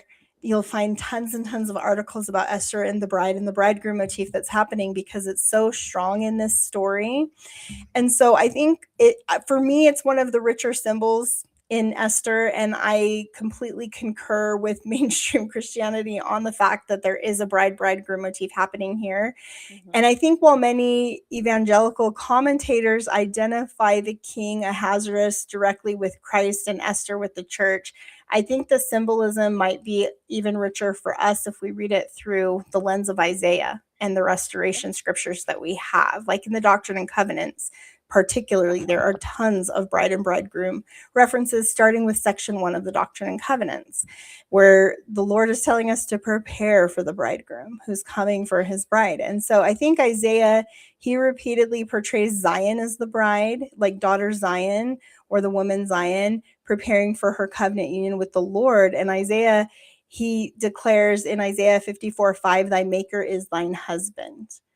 And he later promises in Isaiah 62:5, as the bridegroom rejoiceth over the bride, so shall thy God rejoice over thee. And the relationship is covenantal. We see that through all of these things that we just showed. And also in the book of Isaiah, he'll show that too. So it's about the bride and bridegroom motif is about becoming God's covenant people, becoming his bride, and bringing forth his children. And so there's like a whole marriage thing going on there. Well, the Doctrine and Covenants, it develops the imagery quite a bit. The Lord, like even in section 33, there's a part where it's saying, prepare ye for that which is to come, for the Lord is nigh. Section 65 speaks of it. The marriage of the Lamb is come, it says. Section 133 calls the saints to gather and sanctify themselves to prepare to meet the bridegroom. So there's lots of this in the restoration. And so I think that motif, even though it tends to be like an evangelical way of talking about the scriptures, it definitely applies in our modern restoration. And I feel like it not only applies, but it actually proves the truth of the restoration. Because you have, like, if you look at the deeper symbols and not just the overview of the symbols, I feel like the evangelicals, they get it right, and even Catholics, well, they'll use this same thing. They'll get it right up to this point, and they'll have a sense of where, yes, you can see that because you've got Moses, the first bride, and then you've got Christ's era, the second bride. But then we have this extra, like awesome symbolism that it happens again. There's 2 banquets. There's 2. So we have the same thing with Christ and the early church, and then the Latter-day Church. So we have that bride motif that happens again. It's really cool seeing it. Yeah, and I think one of the things that I made some notes about on this whole bridegroom thing is just how Esther, it really illustrates the pattern here, the covenant pattern that's associated with this bride and bridegroom motif. So she begins as an orphan, and we talked about that as being an interesting idea because she's without status, power, or inheritance, right? And that's the thing that has to do with the Abrahamic covenant, is that you're getting back the inheritance and the authority and all of those things, but through covenant with Christ. And we have those same covenants and ordinances being administered through authorized servants who have that authority. So think about that signet ring and all of those symbols that we just talked about of the royal symbolism. Like here we have the scepter of grace being mentioned again as part of the bridegroom motif and what the king represents there. And we also have a guide, Mordecai, and look at how he counsels Esther. And he's the one who helps her see her divine purpose and position. And he kind of represents those who are called to intercede and he's like a father figure to her. He's the adopted father. Okay. And the church, I see it as a foster father and nursing mother. Right. And that's another thing that we get that extra layer of in the Church of Jesus Christ of Latter-day Saints. We understand that adoptive father motif even stronger, I feel Right. like. We do. And Well, Isaiah 49:22-23 really hits that one home with the foster fathers and nursing mothers, the kings and Yeah. queens of the Gentiles who nurse and mother and father the house of Israel, the children Mhm. of Israel. well, I was going to say there, and I don't know if this is just something that I'm connecting with, or if you guys are seeing this as well. But what came to mind is I see a connection with Esther to the prodigal son. The Esther is a type of a prodigal daughter, but she didn't go off into a far country and dispose of all her inheritance. But in a sense, she is a prodigal daughter because she has It's no Eve. inheritance. Yeah. It's Huh? Eve in a way. It's like Eve in a way. Yeah.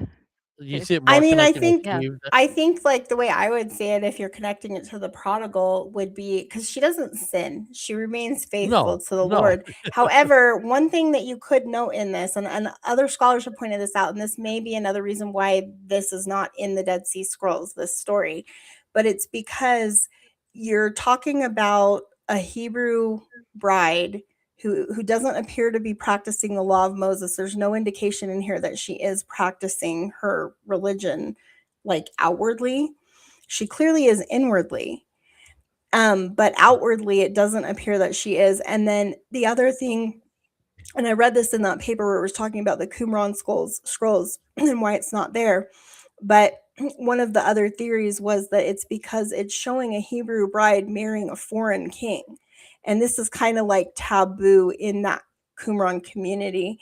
And so I think there's a lot of what I would call unorthodox things happening in this story. But where it hits the latter day restoration is in this idea of the coming together of people who have their identity hidden. It's that Joseph in Egypt where his identity as one of God's people, covenant people, is hidden. The same thing's happening with Esther. And where I see the restoration connection is in the fact that she's joining with a Gentile kingdom. And through that, the deliverance comes to the people who've covenanted with Jehovah, and then more Mhm. people join in that covenant as a result of what happens. Right. And I do think that Yeah. when you look at the Doctrine and Covenants, there's a lot of that going on in the Doctrine and Covenants, like right here with this story of Esther. So before entering the king's presence, she undergoes that year of preparation that Rachel is talking about, and it's a purification ritual is what she's going through. And so if you view it literally as part of the Persian court custom or symbolically, the emphasis is the same. There's this entrance into the royal presence that requires preparation. And this is the preparation that the bride is undergoing. And if you look at the progress that happens in Doctrine and Covenants, like remember last year when we were studying the Come Follow Me on Doctrine and Covenants in church history, there is so much of this, these themes of Right. like preparation and this bride being prepared and adorned, Well, right? well, Because that's what it leads to. when you look at the Jewish customs, especially when it comes to the first century, the betrothal covenant or contract, depending on how you want to look at it, the betrothal covenant is made with the father. There is a decree that is written and is sealed, and they drink new wine to celebrate that. Then the bride to be prepares herself for the coming of the bridegroom because the bridegroom is going to prepare a place to bring his bride into.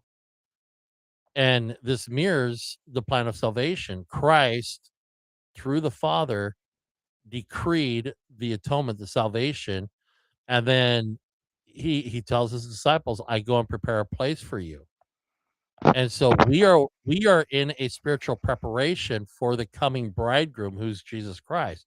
So we are to prepare our hearts, our minds. We are to walk in humility. We are to walk in faith. We are to walk in covenantal relationship with who God is who Christ is, and walk in covenantal fidelity with one another, because ultimately Christ is going to return to take his bride back home into the kingdom. And so we see this idea. What I see here is that when she finally comes into the king's court and the golden scepter is pointed right at her, that's basically a type and shadow, I think, for the celestial kingdom. So Can I I did a whole video series on this bridegroom motif, and I have a slide actually in a different slideshow from that, where I listed out all of the parts of the process that was recorded anciently. And this is what one scholar put together based on both ancient Jewish and ancient Christian practices. So it goes back to Old Testament times and New Testament times and post New Testament times, and they try to put it all together, and they trace kind of like the progress of the preparation of the bride and what this whole wedding symbolism means. And it's actually very unclear. Like, it's pretty spotty, but a lot of the customs and traditions that we have, including things like, I don't know, like in the Irish tradition, how they do the hand clasp and the wrapping of the ties, that goes back to like some older Hebrew traditions. And so there's all of these different traditions that they log. And there was this really wonderful book. It's called it's the one by Donna B. Nielsen. If you guys want to understand this motif, you got to read that book, because she did so much research on it. And it's called Beloved Bridegroom. And I think nobody's researched it more than her, from what I can tell, especially it from a is a good Latter-day book. Saint perspective. I've read it, and there's some really cool things in there. Yeah. But I think in here, so like, first of all, I just want to point something out. The reason why people are looking at this king as like as the bridegroom, I think, is just because he's the king and they're doing Esther as the bride. Now, this king is not a righteous king, and he's like doing all No, he's kinds of not. missteps along the way. But I think the reason Yeah. why they're looking at it Don't this take it too way, literally. yeah, you can't. But the reason why is because what we're seeing in this story is a temporal salvation that comes Mhm. through this Right. joining with a king who has delegated authority, and he's acting in his capacity. And so there are some parallels you can draw to Christ. Now, Esther also is, I think she's the type of Christ actually in this. I know that Christians tend to look at her as the bride, but I actually think that the way we tend to view her, like when we teach these lessons in the LDS church, is we are looking at her as a type of Christ. And so, like Don Perry, Right. he has written a ton of books, and one of them he did was Finding Christ in the Old Testament. And for Esther, he links her as part of the type of Christ. So it's really beautiful. You can look that up. I think they even have that on Scripture Central, where you can just download that whole book that he wrote. And I refer Right. to a lot this year as I'm teaching. And so that's another thing that you can do is so it's not really that the king is good, but he kind of fits a pattern. And so I think the way that you would need to look at this through that kind of evangelical lens is that Esther represents the bride in a certain way, where she's receiving counsel from Mordecai. He's kind of representing like a father role. You could think of it as like the Holy Spirit or the prophet too. There's a lot of ways you could look at him. But my method is to like put myself in each person's shoes and then try to Right. think about what that means for me. Like, for example, the Lord has given me a stewardship of my own, and I can try to relate to both the king and to Esther, to Mordecai, definitely to Haman, because I've had my moments. But it's like we all have like a way in which we can relate to each character, and I think it's True. good to try to put yourself in all of the characters' shoes just to see what Right. you can learn Can from I it. point out one more thing about this Latter-day Bride thing, unless you had something more you wanted to say? It's okay. So one thing that I thought was interesting is that Mordecai is of the tribe of Benjamin. And do you remember how I told you a couple of weeks ago, we talked Same about as King how Saul. all of the names of the 12 tribes of Israel have a specific meaning? Yeah. And Joseph, his name means he will add. So literally in scripture, it's talking about how he's telling us that there will be some addition to what has already been given. And then also Benjamin is the one right after that. Benjamin means son of the right hand. And so if Mordecai is of that family line, it's a very interesting symbol. But then you also think, well, we just studied about a king who was also of the line of Benjamin. The first king of Israel was Saul. And so you've got this parallel here of two people that came from Saul, one that became a king from rags to riches, and then another one who became not a king, but second hand to the king, because that's another thing it mentions in Esther. Just like Joseph of Egypt, he becomes the second hand to the king. At the last few scriptures, it talks about that. And so we see this rags to riches from the king, from the tribes of Benjamin, but we've got what happened on the one hand and what happened on the other, with the righteousness and the glory added, whereas Saul fell. So there's just some really cool parallels with the tribe of Benjamin there too. Yeah, that is really interesting. I like that. And I And do that think, Benjamin's the last son too. And so if we think of those dispensational patterns, 12 dispensational patterns, the 6 here and the 6 here, we've also got that duality of the year, like thinking yeah, of it that's a with good the one. Esther thing. So there's it connects so many different ways, but Benjamin is the last son. He's the last one. So this is clearly pointing at this is what's going to happen in the last times. And if you are paying attention and have ears to hear and eyes to see, you will see the patterns and you will know this is what to expect. Yeah. That's really cool. I like that, Rachel. Yeah, I think that you can definitely do a deep dive on all of these names, and it does mention him being part of the tribe of Benjamin. I think that there is definitely a path you could go on down there, but ultimately it would probably go back to that original son of Israel, Benjamin. And remember, he was also this was from the Joseph in Egypt thing, but we did a whole thing about Joseph's name and being added upon, then his sons, Ephraim and Manasseh, what their names mean. We went through all 12 of the sons of Israel. Rachel had put together some infographics. So if you guys want more on that, go find the one that we did on Genesis. It was chapters 37 through 50, where we did the Joseph in Egypt story. And there was a little bit of an hourglass, kind of like a chiastic structure happening there. It wasn't a true technical chiasm, but it was more of an hourglass, with the center point being Joseph revealing his hidden identity. And so there's kind of a parallel there with Esther. Okay, so kind of our final thoughts here. I wanted to link this to the idea of divine orbits, because one of the I can't remember if it was in the scripture study helps or if it was in the lesson itself, but it linked to this old talk by Neil A. Maxwell. I happen to really love Neil A. Maxwell. He's just one of my favorite speakers because he's so poetic, and he has this really great quote from, it was one of the talks called, I think it was the Endure. I can't remember the name of it, but I don't even think I put it in this note here, but I have it in my notes. But he said, brothers and sisters, by divine appointment, these are our days. Recall the new star that announced the birth at Bethlehem. It was in its precise orbit long before it so shone. We are likewise placed in human orbits to illuminate. God is in the details. And I love this quote because I felt like it encapsulated the story of Esther, where the name Esther being associated traditionally with the Persian definition that links it to the star. And so traditionally we look at Esther as meaning star.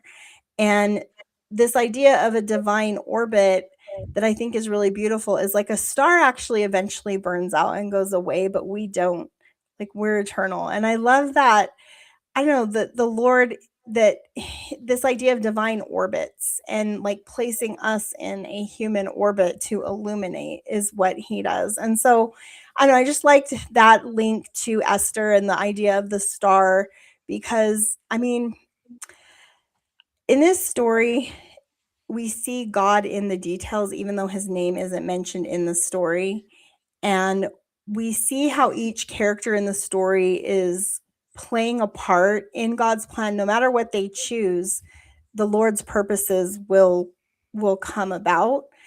And I just think that if we can find the ways in which we are placed in a human orbit and try to recognize God's hand in our life, that it may help us be able to find that communion with the Lord that Esther found through the fast, through this like focusing her energy on the Lord for guidance and direction in her life. Like, for example, we've all been given a patriarchal blessing, right? Like, we have that opportunity to receive a patriarchal blessing in the church.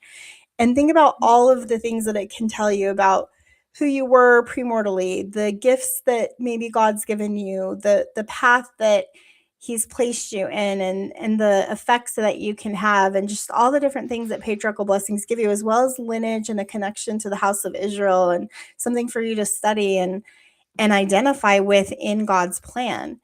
And so I think one of the reasons that Esther is one of my favorite books, which is why I spent so much time on this one, is because it reminds me that I shouldn't underestimate my role in God's plan. Like, it doesn't feel like it matters very much, but from what I learned in the story of Esther is that it does matter. God is in the details. And so a couple of food for thought questions maybe for discussion, and I have 3. So let's put these all together. But has there ever been a season when you felt hidden or forgotten, only to realize later that God was quietly preparing you for something you couldn't see? And if Elder Maxwell's right, that each of us has been placed in human orbits to illuminate, what orbit has God placed you in right now? Your family, your calling, your workplace, your neighborhood? And what hidden work might God be doing in your life right now that you won't fully understand until much later? Remember that turning point and the center focus of that structure. For So, me, I guess I think about the house fire that we had 2 years ago. Our house caught on fire, and uh, we were left. It was the first time in my life I'd been left with like nothing except the clothes on my back, and it was a really eye-opening moment where I literally did feel like I had been forgotten and just tossed aside, or like you're not important, or even like that feeling of God's judgment is on you, and you're like, well, yeah, I'm not perfect, but I really didn't mean to be so imperfect. Like, all the thoughts that come to you. And I had an experience just a couple weeks ago where it was able to kind of come full circle, where a woman who had had her apartment burn, who probably felt pretty forgotten in that moment, and I know she did because she expressed it to me. I was able to then take what I had learned from that experience and share with her, you are not forgotten. God is not doing this to you because of some divine judgment. This is something that is happening to you, and He's going to help you through it.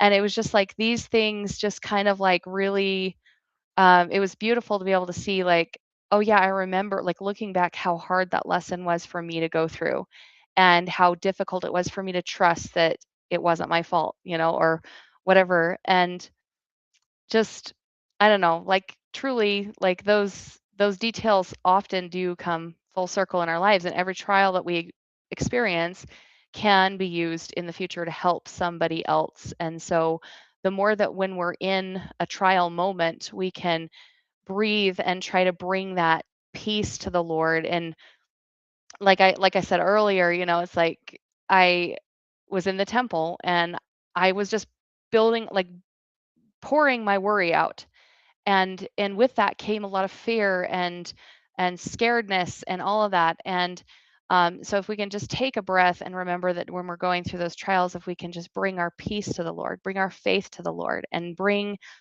all of that, that then He can grant us with that peace that we are seeking, and that we can, all of the bad things we experience can eventually be redeemed in someone else's life, that they can be something that can be used to help another person in going through and getting through their hard times. and for those of you who want to know more about Rachel's house fire experience, I actually interviewed her about this, and it's an episode that I posted a year ago. You can find it in the Latter Day Discussions podcast playlist on my channel, and it's episode number 2 called House Fire Miracle. So if you want to hear her story, And it was good. miraculous. We had so many miracles. It was It's got like a beautiful. burnt kind of charred book on it. It was the one that said "You Are It Loved," says and you are it's on the loved. Yeah, cover. because that was the exact thing. I was like, not. I was feeling like God didn't love me at this time in my life, and it was the first time in my life I'd ever felt this way. Like, just felt like I had been forgotten and that I wasn't loved. And literally, like, God is like spelling it out for me, burning everything except for those words and the words, of course, that were written in the book. And the book, when I opened it, it was the coolest thing. It talked about, it was page 26, 27, and talked about God touching the stones with his finger in the book of Ether, and the spark of light. I remember just reading the words, the spark of light can cause a flame that can consume the whole thing. And it was just like, oh my gosh, the light that we give off to other people truly can burn bright and fast if we let it, shine. And so it's just like I was like bawling when I read this, because it was literally like miracle after miracle after miracle that the Lord let me know at that moment when I wasn't feeling it, that he really did. He really did love me, even though I couldn't see it. So Yeah, that's really beautiful, Rachel. I like that. Yeah. Well, Well, I final think for thoughts, me, Tim. What do you have? What's yours?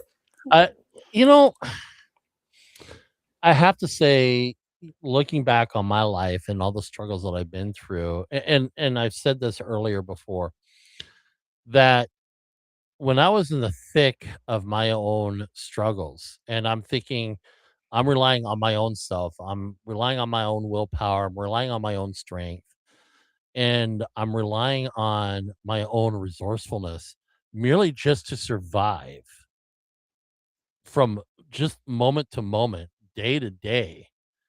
y- in the position I was in, it was probably the work, the most trying position. All I knew was I needed to work and forced myself to stay awake because I literally had no place to rest, no place to sleep.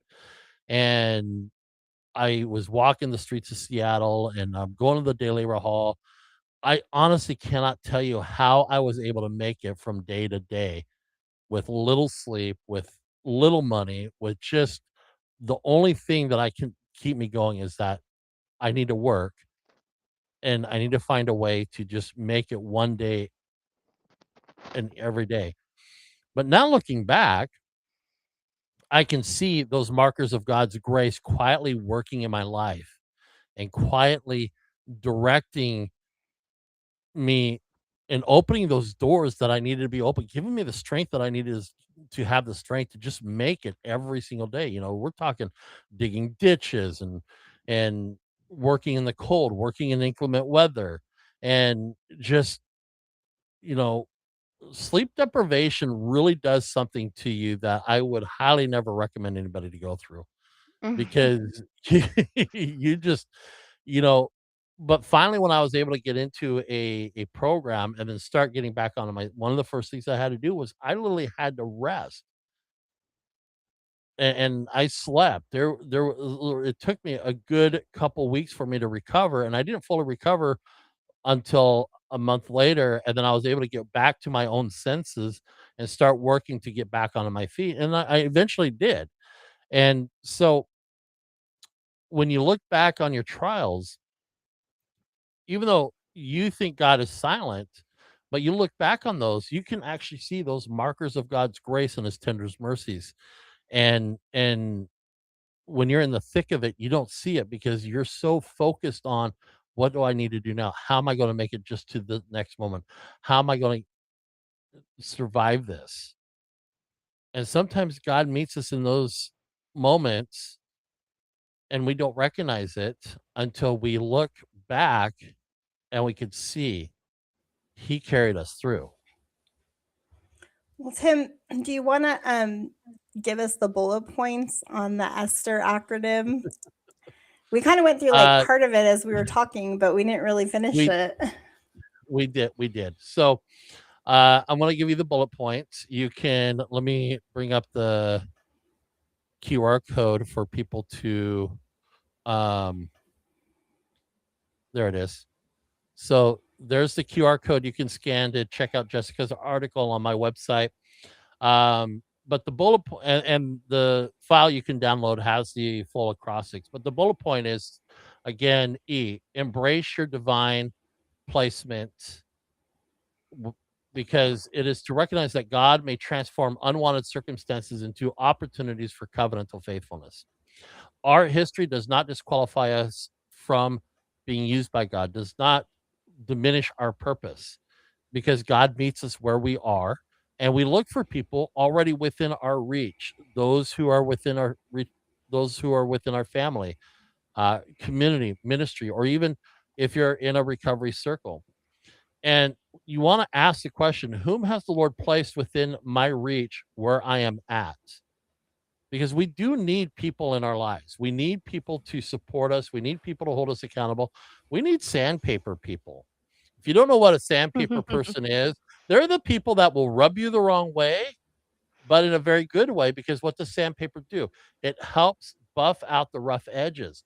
It helps smooth out the roughness.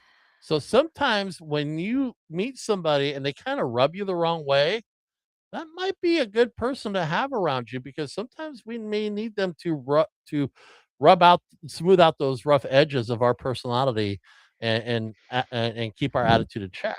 And we can And then have there's compassion too for them because of right, that. Yeah. right. And sometimes we may be the sandpaper people.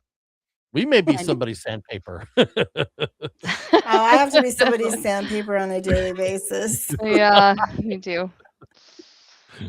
And then S is to seek the Lord through fasting. Esther united her people in fasting before acting. Fasting expresses humility, surrender, and dependence on God, not manipulation, negotiation, or extortion. Because what it really does is it prepares the hearts for obedience when outcomes are completely uncertain. And then we pause before we make any major decisions, because we want to seek out revelation. We want to invite others to fast and pray with us. And I want to add to this is that when we fast, we also want to seek out, we always want to, regardless of whether you're fasting or not, you always want to seek out godly counsel in order to make wise and informed decisions, and then follow through on those decisions that we make. And so we want to pause before any major decisions. We want to seek revelation, invite others to fast and pray with us. And this is where intercessory prayer and fasting can be very beneficial for us. And then we take courage. We take courageous action. So that's the T. Preparation needs to lead towards action. Esther entered the king's court despite fear. And courage means faithfulness matters more than our fears, our doubts. If I perish, I perish. It reflects surrender. It does not necessarily reflect despair.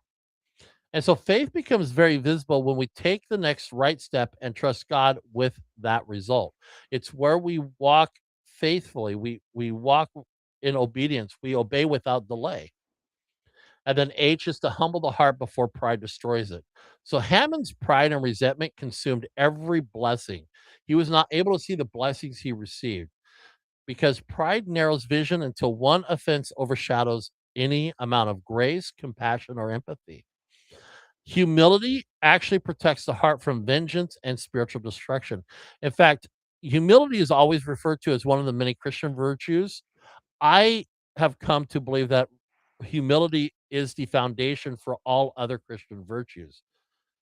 And so we examine what controls our emotions. Is it resentment? Is it pride? Or is it grace? Are we being reactive because are we allowing our emotions to manage or rule over us? Or are we responding because we are able to manage our emotions and respond accordingly? It's okay to be angry. It's okay to be upset. It's okay to be frustrated. How you respond out of that makes all the difference. And And scripture even speaks to that. this reminds me of like, like people talk about like toxic masculinity or toxic femininity. And really, I think what it comes down to when you think of those two things is what they're lacking is grace. And it's like if we can learn to respond to each other in grace, then it Mhm. builds relationships. And if we don't respond to each other with grace, then it builds pride. So Right, going off what you're saying there. right. And then E, we exercise wisdom in timing and speech. So Esther's courage was guided by discernment and timing. She spoke truth with grace. She did not panic. She was not manipulative. Wisdom considers audience, considers purpose, and considers the spirit. And so we speak truth to protect and restore, not to discharge anger. And my thing here is that with wisdom, you speak in a way, you say what you mean and you mean what you say, and you allow wisdom to guide that.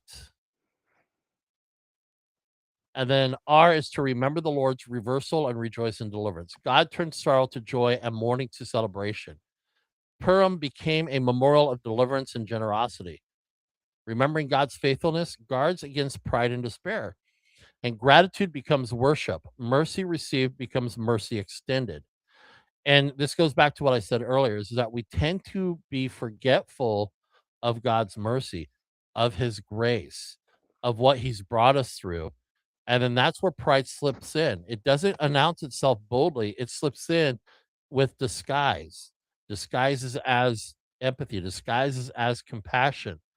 But then once it gets into that door and it starts settling in, we begin getting caught up and lifted up in our own pride.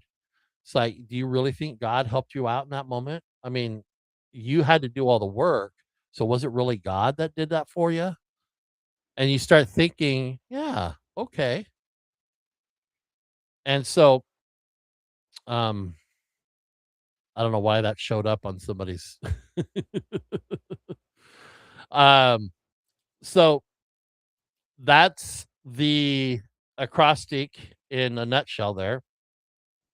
So, like I said, I like it. you can scan the QR code right over here, and that will take you to the article Jessica wrote and is published over on the website. And you can get the downloadable document with the acrostic for that. And so, this has Cool. been a good study. Yeah, hopefully So that much. whole chiasm was fun, and I'm going to do it when we get to Isaiah too, so get ready. Right. But I just want to put a few notes up really quick, like when you guys are going through, if you guys want, I'll try to get these into like a PDF for you to put on there too, Tim, so people can get the slides, because like here's the whole Right. chiastic structure, the way that we went through it tonight. And then there's also like an overview slide that that we have. I think I have two. I have this one right here where it shows you kind of like the high level chiasmus, just kind of breaking that down into more of like a high level. And then here's the detailed. And then at the very end, I just kind of ended on it too, because we did this whole Isaiah comparison where you can see the 7-part structure in Isaiah compared to Esther and how similar these are in terms of the theme that's happening. And then because you have a rebellion and a compliance happening in the contrast between Haman and Mordecai and Esther, and like their example versus his. There's so much good stuff in this, and I feel like you could talk about all of these things for hours and hours. But when you guys are reading through these chapters, I just want you to pause and try to think about where you're at in that chiastic structure. Like, where are you Mhm. at as you're reading? And think about the theme that's happening there and try to make your interpretations through the lens of the actual structure and what the structure is teaching you about the focal point and the message that's being highlighted at the focal point. Because there's a great reversal happening here. And if you can identify all of these contrasts, it'll help you gather the main message. And ultimately, we're talking about divine orbits and where God places us. But I think one of the things that I really like about this story of Esther is it's to me, it's more than that. It's more than like, okay, where has God placed me? To me, the thing that I love is the idea of the reversal of circumstances, because sometimes it is really hard to see God in the details of our lives. And Mhm. sometimes we do feel like he's given us a stone when he only gives bread. Okay. And, sometimes it feels like our lives are left up to chance. Like what seemed to be happening at the beginning of this story in the first couple chapters compared to the end of the story, where you can see that it's not left up to chance. God is in the details of our lives, but so much is dependent on us and how we choose. It's our choice. And we can either choose the path that leads to death or the path that leads to eternal life. And Right. I feel like so many little reversals might happen from time to time, but ultimately to me life does feel like a Job experience, so we'll have to talk about that when we get to Job. But I just feel like Right. it feels hard, and you're really waiting for the reversal at the end, Well, right? I Like the I I Yeah. resurrection and the great yeah. reversal. Well, I think, since we've started this study through the Old Testament, you and I just have picked up on this pattern. Even I think more so when we got into studying Exodus, where we start seeing this descent and ascent, that we descend into mortality, we are ascending into uh, exaltation and immortality. Christ descended into mortality and he ascended into exaltation. Joseph descended and then ascended. And so we see this pattern, and what I like about what you did here is that you took that chiasmus and showed exactly how that pattern actually works, where we descend into our struggles, our crises, our moments of frustration, yet we then are being brought out. We are ascended back into a higher understanding um, in that relationship, and so we ascend into the reality and truthfulness of who God is, and we do that through the covenants. We do that through faith. We do that walking faithfully and being humble and recognizing those markers of grace. And so we start ascending out of our, and that's how we overcome. When Well, you think about, notice what's happening in this story of Esther though, because and this is what happened in the Joseph of Egypt story too. We're talking about people who are trying to keep covenant. They're trying to maintain a connection right, with the Lord. In this case, in the middle of exile. In Joseph's case, it was like in the prison and in all of the places where God allowed him to go, right? Because it was actually through the actions of his brothers that he ended up there. Esther ends up where she is, and it's kind of like through all of the circumstances of life, like the right, trials of life, but God uses these people where they are, and what makes them ascend is their commitment to God, even when it looks like they're about to be destroyed. Like even when right, Joseph goes into the pit, into the prison, and Esther, even though her and Mordecai are seeing like this plot against them that could ultimately lead to their deaths, they put everything on the altar and they give it to God. And that's what right, causes that turning point. And right. so that's the pattern that, if you could find one takeaway, figure out in your own life, like, what path am I on? Am I on the Haman path, or am I on the Esther and Mordecai path? Am I on the Joseph of Egypt path, or like the Judah path? Like, remember Judah and Tamar's story? Like, there's all these Right. like points where it's like you don't want to go down the wrong road. You want to turn it around. Like Judah turned it around. um, Joseph, he was not on the wrong path. He was on the right path. Esther and Mordecai are on the right path. They're appealing to God for their deliverance in every situation. And that's what we want. We want to be those people that can invite the Lord to fight our battles and give us the guidance and the direction that we need to deal with the circumstances that all of our enemies, everyone who hates us and wants is plotting our demise. Mhm. We want the Lord's guidance on how to deal with that. Well, so you mentioned that when we get to the book of Job, which is actually going to be next week. Yeah. Is it I really? have I have a paper. Oh It's actually not man. a paper. It was a lecture that I watched, and it's about temple theology in connection with Job. And what the scholar did was he divided up Job, I think it was into, I can't remember if it's 3 parts or 4 parts, but basically he views each like part of Job's existence like it, because he essentially lives like a few different lives here, because his life changes so much through all of the catastrophe that's happening, and he starts looking at it as an ascent, but on a cosmic scale. So he takes the cosmic lens, and what he does is he looks at Job as like a premortal, mortal, and postmortal ascent journey. And so I would like to bring that in if you guys are interested in that. I have a lot of work to do if I'm going to do that, because all I have right now are a bunch of the notes from the slides from the lecture, and I'd have to like go put them all in order into like more A lot of organized, work. clear cut slides.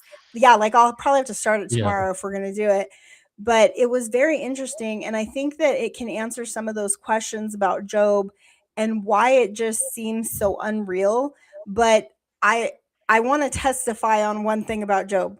He is a real person, no doubt. Yeah, Like we're not going to get I into will the bring argument that of whether in. he is or is Yeah, I not will. No, real. I'll bring that in because I actually have like, there's all kinds of scholarly debate. I don't think there's a question when it comes to the restored gospel as to whether or not. I can understand why other people might think that, but I think with when you have the restored gospel and you have like the Doctrine and Covenants and the Book of Mormon, you can't look at him as not a real person. He's clearly a real person. Now, did all of those things happen exactly that way? Well, this is what this lens does, is it gives you a lens to kind of see how cosmically and figuratively you might read into Job to be able to understand like the greater plan of salvation. So I'll try to put that together Yeah. if I can.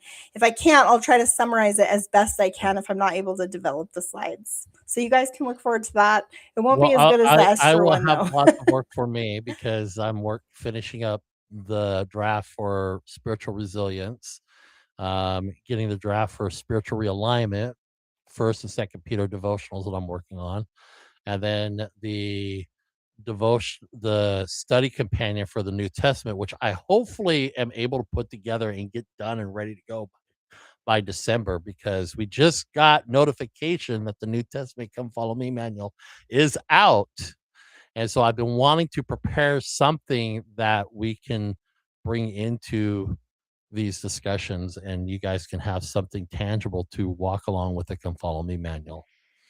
I'm glad I've deep dived so much, especially with the things that you've brought forward, Jessica, especially going into the New Testament, because I feel like I'm going to understand Christ a lot better knowing what we've studied about the Old Testament, and like really getting into like, oh, he was referencing this scripture, and this is when Right. he was referencing this story, and he was, oh, that was a reference back to Job. Oh, that was a reference back to Jonah. Like there were so many things that because I usually struggle studying the New Testament sometimes, because I love everything up in the Gospels and even the Book of Acts. I love it. I will absorb it, and then I get to all of the later books, and I'm like, what? And I think part of that is because I've been reading in the King James version, and it's just kind of hard to Right. understand. So I'm going to try the New Living Translation and compare it this year, and kind of see what I can gather that helps me understand some Um, of it more. But yeah, Tim I'm has a excited. favorite. Do you want to share your favorite, Tim, for the New Testament? the NASB 2020, but I have the NASB 1995 edition. But I Oh also have yeah. the ESV and the NLT and the I Complete I've been Jewish using the Study NLT because Bible. that's the one the church recommended for, like, the 8-year-olds to use, and so I'm reading it Right. alongside my daughter, and we are loving it, having so much fun reading it. Well, I just want to kind of bear my testimony, like in closing, guys, because I think one of the things that I've been learning this year is just how much Jesus Christ is in the Old Testament. And even in this story of Esther, I think it's really cool how it doesn't actually mention God in the story, but you see him in the details. And I feel like, I don't know, to me, there's a lesson there. It's that you don't have to necessarily see the face of God and like physically see him to know that he's there and to experience him working in the details of your life. And for me, that's such a true testimony, because I feel like, I don't know, I feel like I do have a sure knowledge that Jesus is the Christ. I feel like that's come to me through experiences that I've had that I think are just too sacred for me to share. But I do feel like when we fast and we pray and we do these things that we're seeing exemplified in the scriptures, it is like impossible not to feel God in your life, like to Right. not feel his presence. Like if you Right. are following that pattern and walking that walk that is being exemplified here in all these stories that we're reading, and especially that path that the Lord himself walked, which we'll get to in the New Testament, it's it's just impossible not to feel it. Like, you will see the hand of God in your life. You'll feel him on a daily basis. You'll experience the whisperings and the promptings of the Spirit speaking to you and directing your thoughts. And you can exercise the wisdom and the patience of Esther and Job and all of these characters who are, I believe, without a doubt, are just real people who've had real experiences, and their experiences have been turned into these literary masterpieces for us to be able to learn from. And so I'm just really grateful for the gospel. I'm grateful for the restoration, because I feel like the scriptures make so much sense. Like, there's no questions for me. I feel like we have so many answers, especially with the Book of Mormon and the Doctrine and Covenants as companions and other witnesses of Jesus Christ and the work that he's doing, and the fact that he is the Jehovah of the Old Testament. And I think that having that witness for me is the guiding force in my life. It's like I feel like the Spirit has revealed that to me. I've had too many experiences where I feel like Joseph Smith, where he's like, look, I knew that I knew it. God knew that I knew it, and I couldn't deny it. And I feel that way. I feel like God knows that I know. He knows, and I know, and I can't deny it.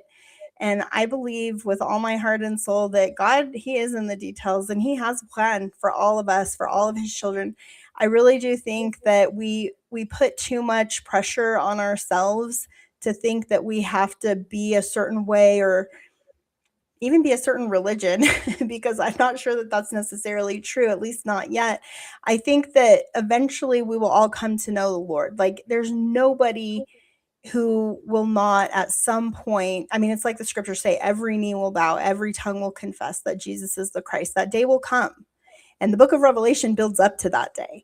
And Right. this story in Esther, I think, is giving you kind of like that same template. There is a turning point there. There's a great reversal that'll happen eventually. And just the way that the story of Esther concludes with Mordecai in this exalted station. I mean, those last few verses in chapter 10, it says, and the king Ahasuerus laid a tribute upon the land and upon the isles of the sea, and all the acts of his power and of his might, and the declaration of the greatness of Mordecai, whereunto the king advanced him. Are they not written in the book of the Chronicles of the kings of Media and Persia? For Mordecai the Jew was next unto King Ahasuerus, and great among the Jews, and accepted of the multitude of his brethren, seeking the wealth of his people and speaking peace to all his seed. And I think that that example that you see with Mordecai and Esther is the work that if we've made a covenant with the Lord, this is what he expects, is that we are going to seek the wealth of his people and speaking peace to all his seed. And for us, I think that's why we're doing this work of trying to gather. We're gathering Israel so that we can gather all of God's children back to him. The end. So, with that, we have been going for almost 4 hours. I think this is the longest we've had on this small book, but it is good. I appreciate you being here, Rachel. I know it's late where you're at. Yeah, and I'm And so sorry for my lateness and everything to the conversation. I'm so glad you It's been busy. joined. Thank you. I start school tomorrow teaching. Yay! Oh, Not excited. that's good. So, We are gotta here get going every here, but Sunday evening, 7:30 p.m. Pacific time, 8:30 p.m. Mountain Standard Time. We are going through and discussing the Old Testament. Next week is going to be about the Book of Job. We're probably got a lot of information in a short amount of time to discuss it, and so appreciate you guys hanging out. Appreciate you guys checking out my channel, checking out Jessica's channel, and as always, be blessed, be inspired, be encouraged, because at the end of the day, we're all pressing forward with steadfast faith through Jesus Christ, because it is He that lives through us, not that we live according to our own will and purpose. So until next time, be blessed, be encouraged, be inspired. Have a great night, folks, and we'll see you next Sunday.